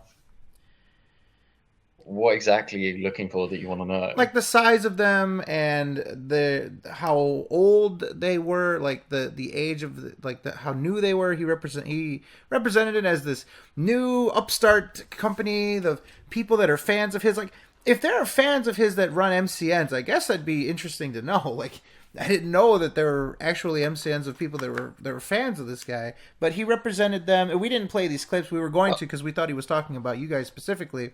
But he said that these people promised him the world and basically honey-dicked him. You know what honey-dick means, right? That's sort of our new thing lately. Yeah. Cool.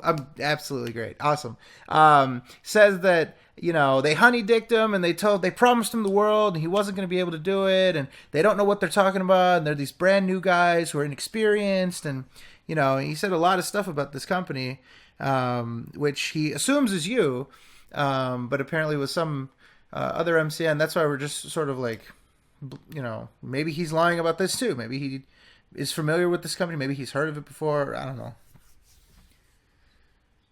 They are pretty experienced. The current brand that they're operating, that he would have been in contact with, is fairly new. However, the people behind it have been in the industry a good few years, and can definitely fulfill what he needed. It's just, I don't know. Like operating probably like 6 to 9 months, which in this industry is fairly new. So Okay. Just want to put something out there. Okay. You don't have to. Please don't feel offended about it. I know that there's going to be people. Let's be honest. I know there's going to be people that are going to watch this. They're going to be like, they just made up this story about like it's just these guys who they were partnering, but they want to wash their hands of it, so they're just saying that it's this other company, and so they're just saying they were distant from it, but then they fired them because they found out about the backlash and stuff like that. So I just want to like give you an opportunity to address it because I know it's going to be in the comments. It's not just me asking this because I think that, but I know it's going to be in the comments. So I just want to give you the opportunity to just address that. For someone that would say these guys are just up here and they're just trying to clear their names at whatever cost it is, whether it means throwing Phil under the bus or just acting like they had nothing to do with it. What would you say to that comment directly? uh, I would say quite honestly, that it's not that we don't have anything to do with it.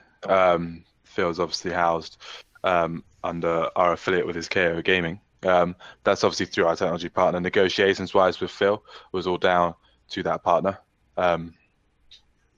He's just obviously caused us an issue, and that's the reason we've dropped us, because the rep has come back, wise. It hasn't come back on our technology partner, it's come back on us. So that's the reason for that. And obviously we don't feel that we need to get them involved because, there's no reason for that party to be involved in this situation, as, it's kind of coming to the end of that.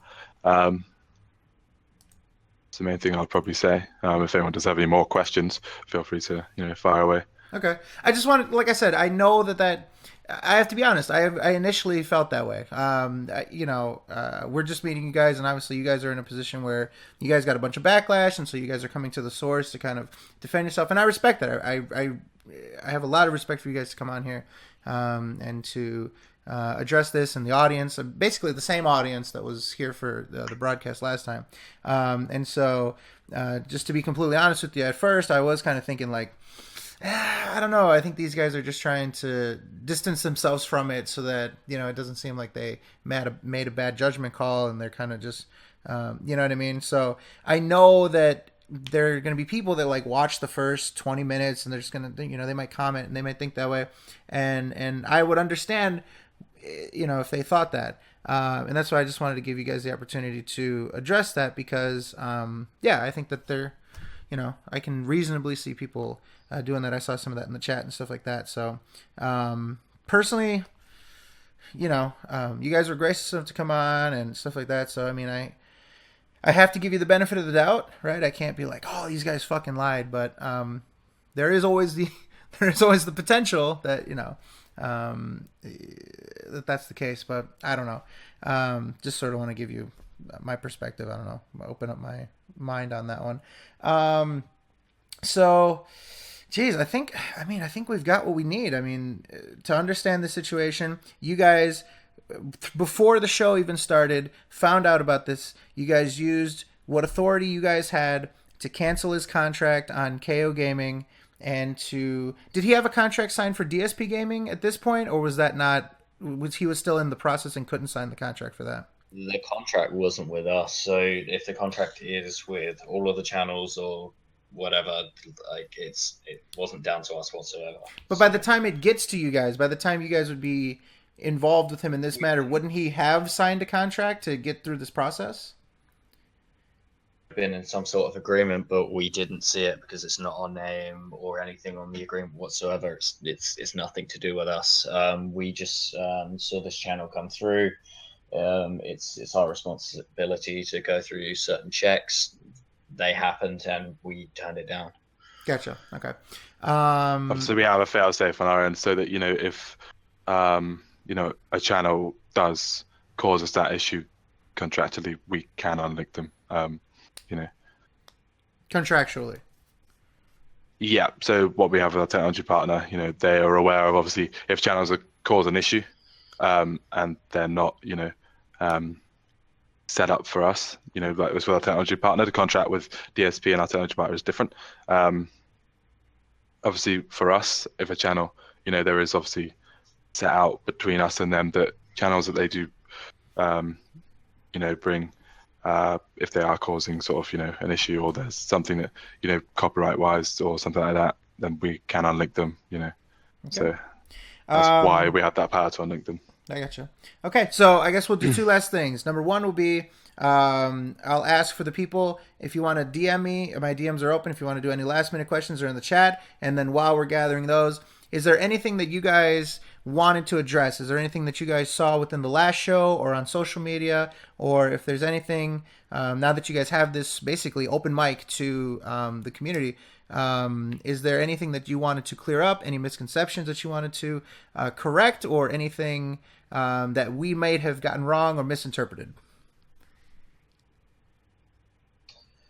I think most of it is covered. It's really based on, like we've come on here.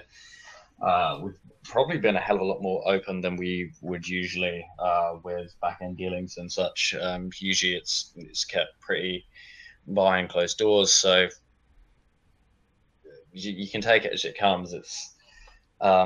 But regardless, thank you at least for giving us this platform to speak openly to you and answer any questions that you've had. And obviously for everyone in the chat, I've been reading everything. It's been quite entertaining just going through what you said. I don't have any further questions based on what's been said. Quite enjoyed the old pictures that I've edited of me, I have to admit. Oh yeah. So, yeah. do you still look like that today? Are you the baby-faced assassin? No. You're about 20 years old at this point, right? Yeah, I am. But that picture is quite old. Let's just say that. It's from, I think, GitHub or something like that. It's some page that's representing you when you pull it up in a Google search. That's how we found it. Everything we did was either through your website or Google search, and so that's fair enough. It's an old picture on there. Do you take it and edit it? I've not got a problem with it. It's quite entertaining. Somebody, yeah, I've seen a few. I saw a few pretty good edits, but yeah. So here's the humor in it. Phil talks about, silver spoon in their mouth, book smart people that don't know what they're doing and stuff like that. And you already identified yourself as someone that's book smart. You're younger than him. And it's like insulting to him, or like he really hates these young, you heard in the thing, he was talking about, this young CEO doesn't know what he's doing. And so the joke is on him. Yeah, you're the reality is you're a younger guy, but the joke is sort of on him that his boss is younger than his fiance, for example. His boss is almost half his age. You know what I mean? Like, you would have sort of been his boss, and so that's the joke is on him. So it's not like, yeah, there's a little bit of like, look how young and fresh faced he is. But yeah, at the end of the day, the joke is on him having to answer someone almost half his age, so yeah, it's down to him, to be honest. If he has an issue with that, that's not a problem. I personally, I've been going through the back end industry of YouTube for quite a few years, probably a lot more than I should have. Same with Keiran, and we have the experience of the people who are double our age in the industry, in terms of assisting partners and doing ad sales deals and anything that a partner is going to need. If my age really affects them so much, then sure, go work with someone else, and then I'll help grow your competitor. Okay. Looking at the chat, looks like people are pretty much satisfied with the questions that we did. I did, like I said, I thought that this was going to be much more that you guys were in direct communication and directly having these talks with him and stuff like that. And so the way I sort of thought about it is that it would go in that direction. But you guys kind of threw us a curveball, and I hope that we, made this worth your while to come on with us. You guys definitely gave us some good insight into some of the things that we watched together here. And if he is watching, or if he watches this, this is a day off. But if he does watch this, I think he definitely had a bunch of really good pieces of advice said on the show that maybe he could take to heart, or maybe he can try out. Yeah, is there anything else you want to say before we sort of wrap with you guys and get out of here for tonight? I think we're all good, but thank you so much for having us on. It's been really quite good, and obviously it helps us get an understanding of generally what people who aren't on our end of the industry, their opinions and such. That, like, if you do have any further questions for us, just shoot me a message. I'll be happy to go through anything. I have to give you credit. You were very responsive on email and stuff like that, and that's how we got this set up. It didn't really take much prodding to get you to agree to come on here, and you even brought your buddy with. It was a bonus, an unexpected bonus, but it was nice. It was nice to meet you as well, Keiran. Yeah, that's not a problem. Yeah, is there anything you guys want to plug? Is there anything that you guys want to let the people know about before we say goodnight? I think we're all good. I think that's enough trying to.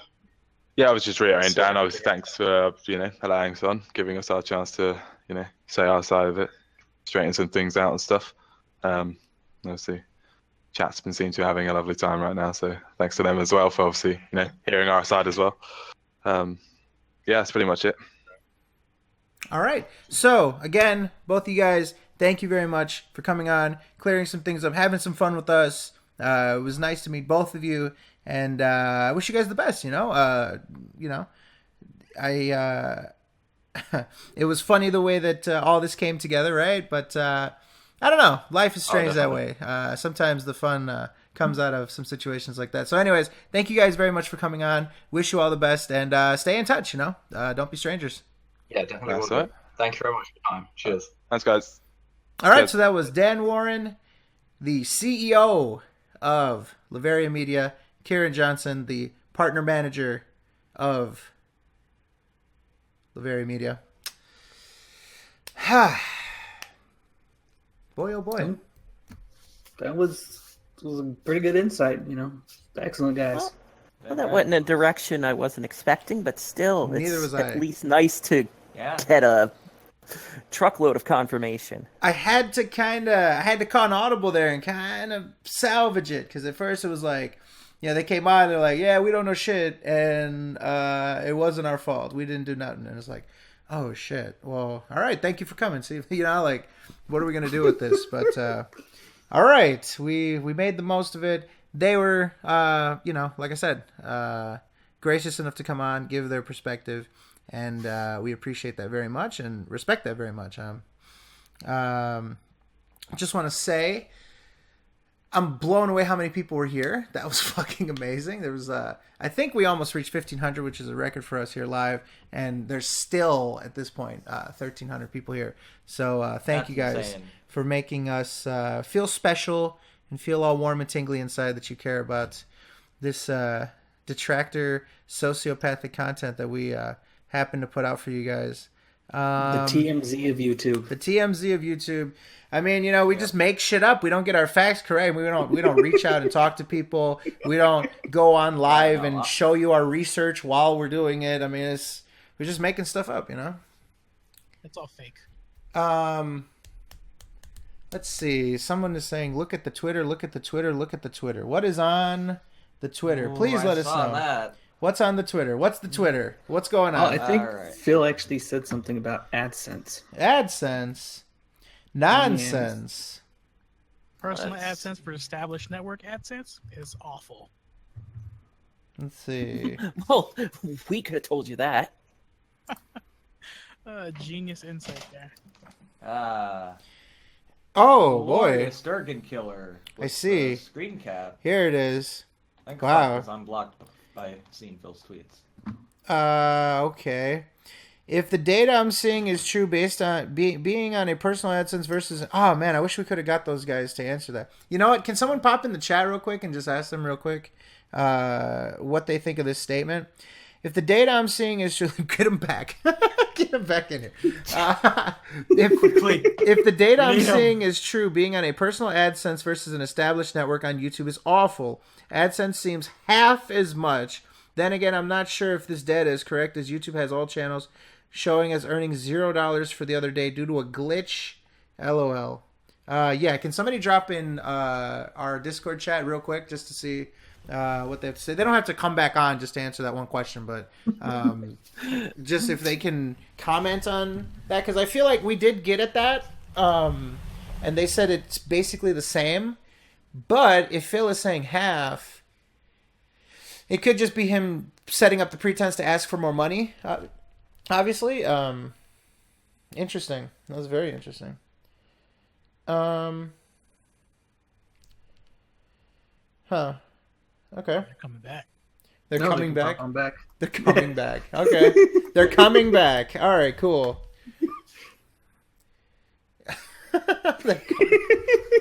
They're coming back. God. This fucking show, man, I swear. We're all doing some of that right This now. is ridiculous, this show. All right. Wow, welcome back, guys. Whoa, wow. Hey, Yeah. long time no see. Long time no see. Okay, so we had to bother you guys. I'm sorry. But while we were live, Phil made a statement about AdSense, and we talked about it, but I just wanted to get... Yeah, I did see someone post this in chat. I wasn't sure if that was like an old tweet or something, so I didn't pay much attention. This is but, 10 minutes ago. So let me read it to you, and again for the viewers, 10 minutes ago. If the data I'm seeing is true, being on a personal AdSense versus an established network on YouTube is awful. Ad revenue seems half as much. Then again, I'm not sure if this data is correct, as YouTube has all channels showing as earning $0 for the other day due to a glitch. LOL.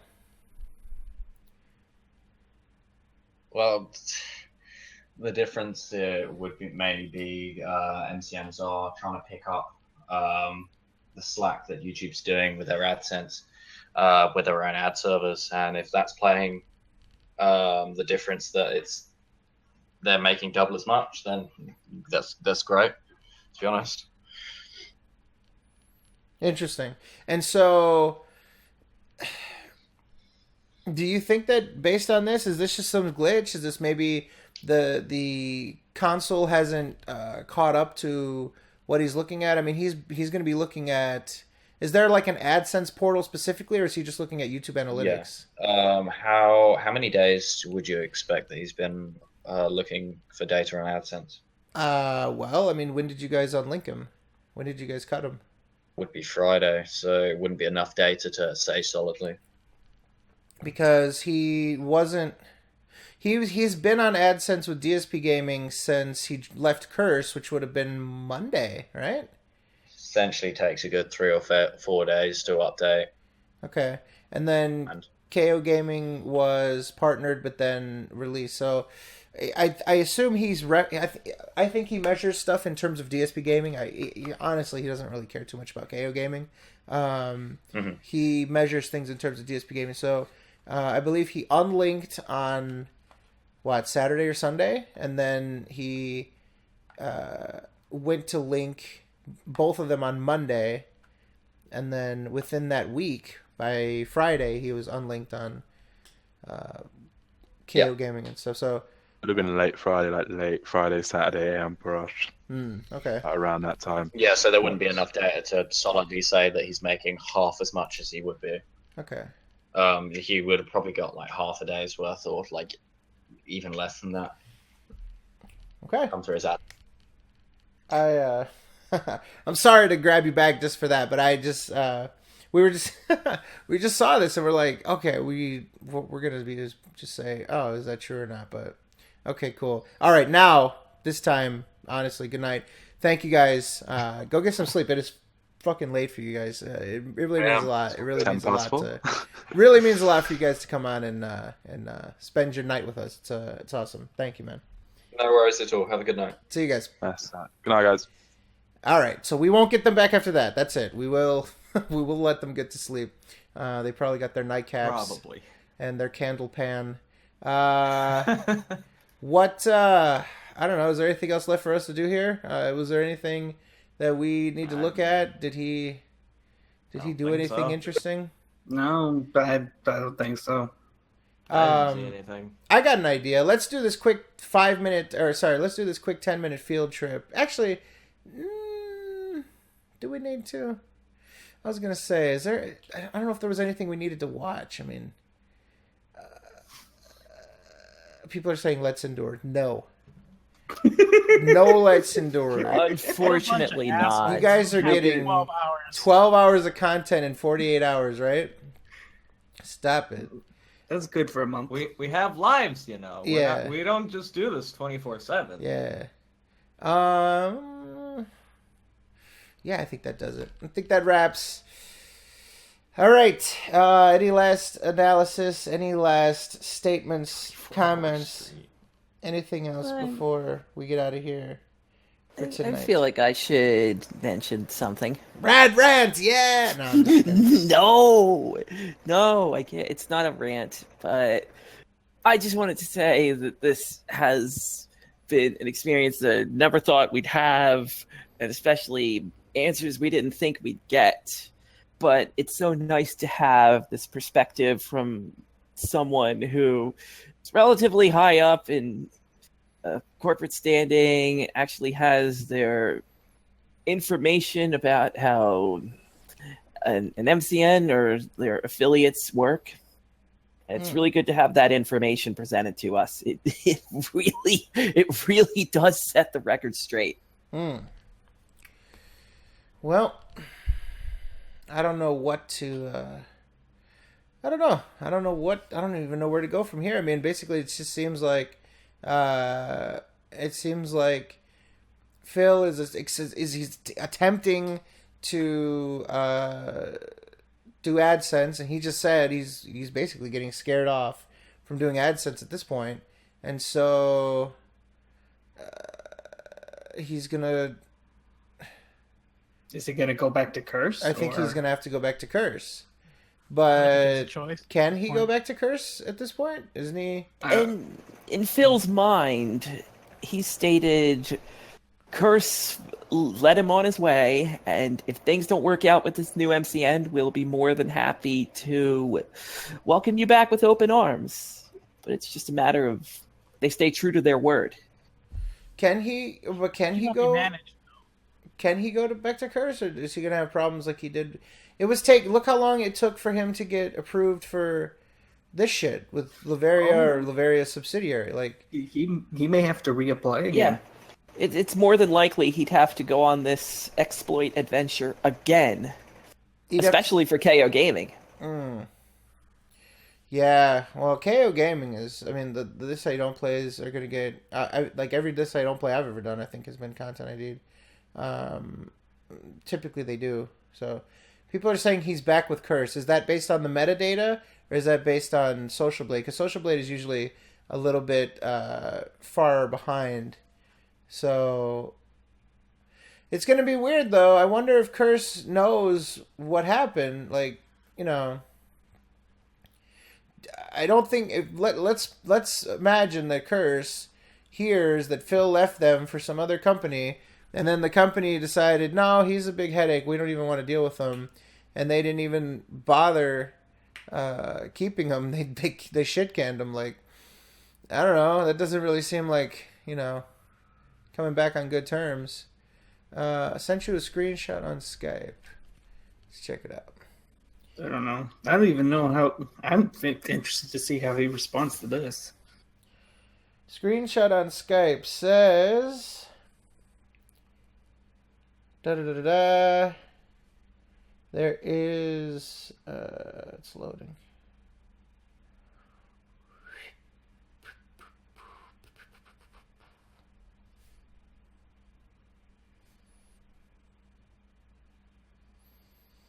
Trying to get this to load. Here we go. Hi there. I have a friend. Somebody started a thread on. That's funny. Somebody started a thread that just says that I got banned for AdSense, and then someone said he'll be banned as soon as the fraud detection systems work out. It may take a while. Well, this still doesn't include the fact that he might have used Leanna's information. Like, that might be the workaround that will not tip off the fraud, the prevention, whatever's. But I don't know. We'll see. Yeah. People in the chat, what do you guys think? You guys good? Did we give you what you need? This won't take as long to process as the other shit. Dude, the other shit was a fucking pain in the ass. 7 fucking hours. I lost track of time, dude. And then by the time I couldn't compress the video. It took 7.5 hours to render. And then the SoundCloud wasn't working because you can't put a 7-hour clip up there. You can only put 6 or whatever. So I had to split it, and goddamn, it was something. Oh, everybody's saying Leanna's Twitter. Okay. Leanna's Twitter, ladies and gentlemen. I think I heard something about this. Let's see. Leanna's Twitter. Panda Lee Games. There she is.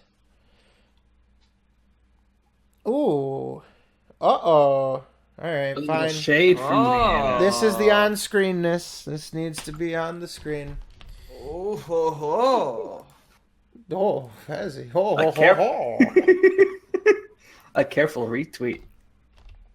That is, Lee Games. Alright, the suspense is killing us. Let's see what we have here. Here we go. Speculation. It says here, Leanna retweeted, "You've never felt true power until you've held someone else's credit score in the palm of your hand." Holy shit. that should is begin. quite That- something. Quite a coincidence of a retweet. I'll say. Well, you know, You better sell some goddamn soap. you better, well, Leanna, listen, man. Well, Come on. I'm the one that makes the money around here. yeah, but I have your fucking credit score in the palm of my hand, old man. And that's the only thing of yours I'll ever have in the palm of my hand. Come on. What about that wedding ring I got you? That's on my finger, you fucking dunce, not the palm of my hand. Yeah, well, who knows? It's gonna be at Maybe. the pawn shop soon enough. Come on. That was quite a bit of money. Okay? What do you mean it was a lot of money? It was $150 fucking dollars. You told me to look at the cheapest ones I could find. Well, I mean, you know that I'm not making much. That was obviously a lot of money for me, okay? Yeah, and you know what? I saw on the fucking SoKast that they had on those people that you were gonna partner the channel with, and they said that you're fucking stupid. Well, those guys are fucking idiot fucking detractors. They don't know what they're talking about. They didn't even okay? know who you were until they looked you up. Yeah, exactly. They don't know anything about me. The only thing they know about you is that you jerked off on camera when I was at work. Well, hey, when did you find out about that? I was that watching. was supposed to be a secret. I was moderating the chat and I was watching while I was working. Ah, shit. Well, time to hire new mods. All right, ladies and gentlemen, that about does it. That's it. Bye. All right, we'll do outros. Let's do outros, and then let's get out of here because this is cramping our style. Let's do the Doctor of Fizz. We're going alphabetical order again. I guess you can predict when you're going to get called on. You can find me, Dr. Fizz, anything you want to. Including? Your local AA meeting. Excellent. Mr. Combo. You can find me on Twitch, Twitter, and YouTube at Online Combo. And don't forget to pick up your new spicy habanero honey dick flavor. Woo! Rad. I might as well get this quota out of the way. Gentlemen, as you know, my Twitter... Fuck it. Yeah!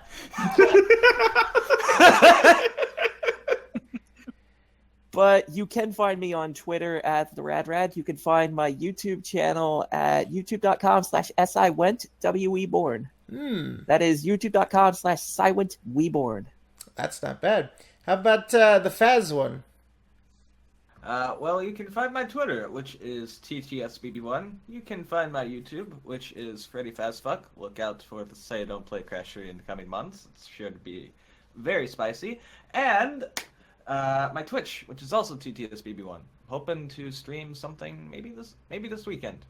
I'm hoping. Not sure, but I'm hoping. You can also find yours truly, Mr. Frederick Fox, at TIHYDP, the acronym for This Is How You Do Play Basketball with Upside Down Sharks. You can also find me on YouTube, Fred Fox, 2 different channels, animated avatar, non-animated avatar.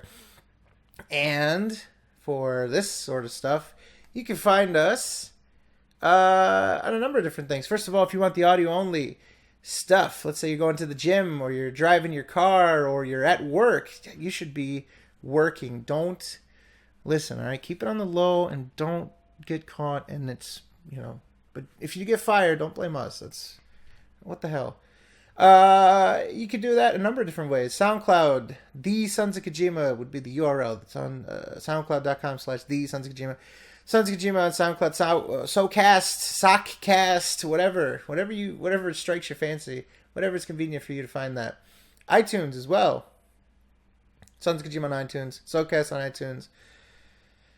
And if you're patient, but if you're an understanding, classic OG of this content, if you want that audio, visual flair, you can head over youtube.com, whatever the fucking slashes do, and Sons of Kojima, or you could just look up Sons of Kojima or SoKast, and you'll find this.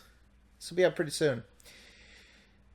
Ladies and gentlemen, again, thank you very much for tuning in on short notice. I didn't want to spoil the surprise. Frankly, I didn't want to have Phil try to scramble out there and send emails and shit. Oh, I gotta fucking, I wanted to keep this one safe, making little promos. Hope you guys like those.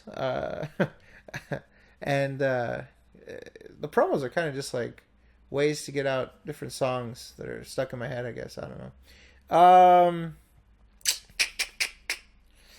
Does that do it for us? I think that does it for us.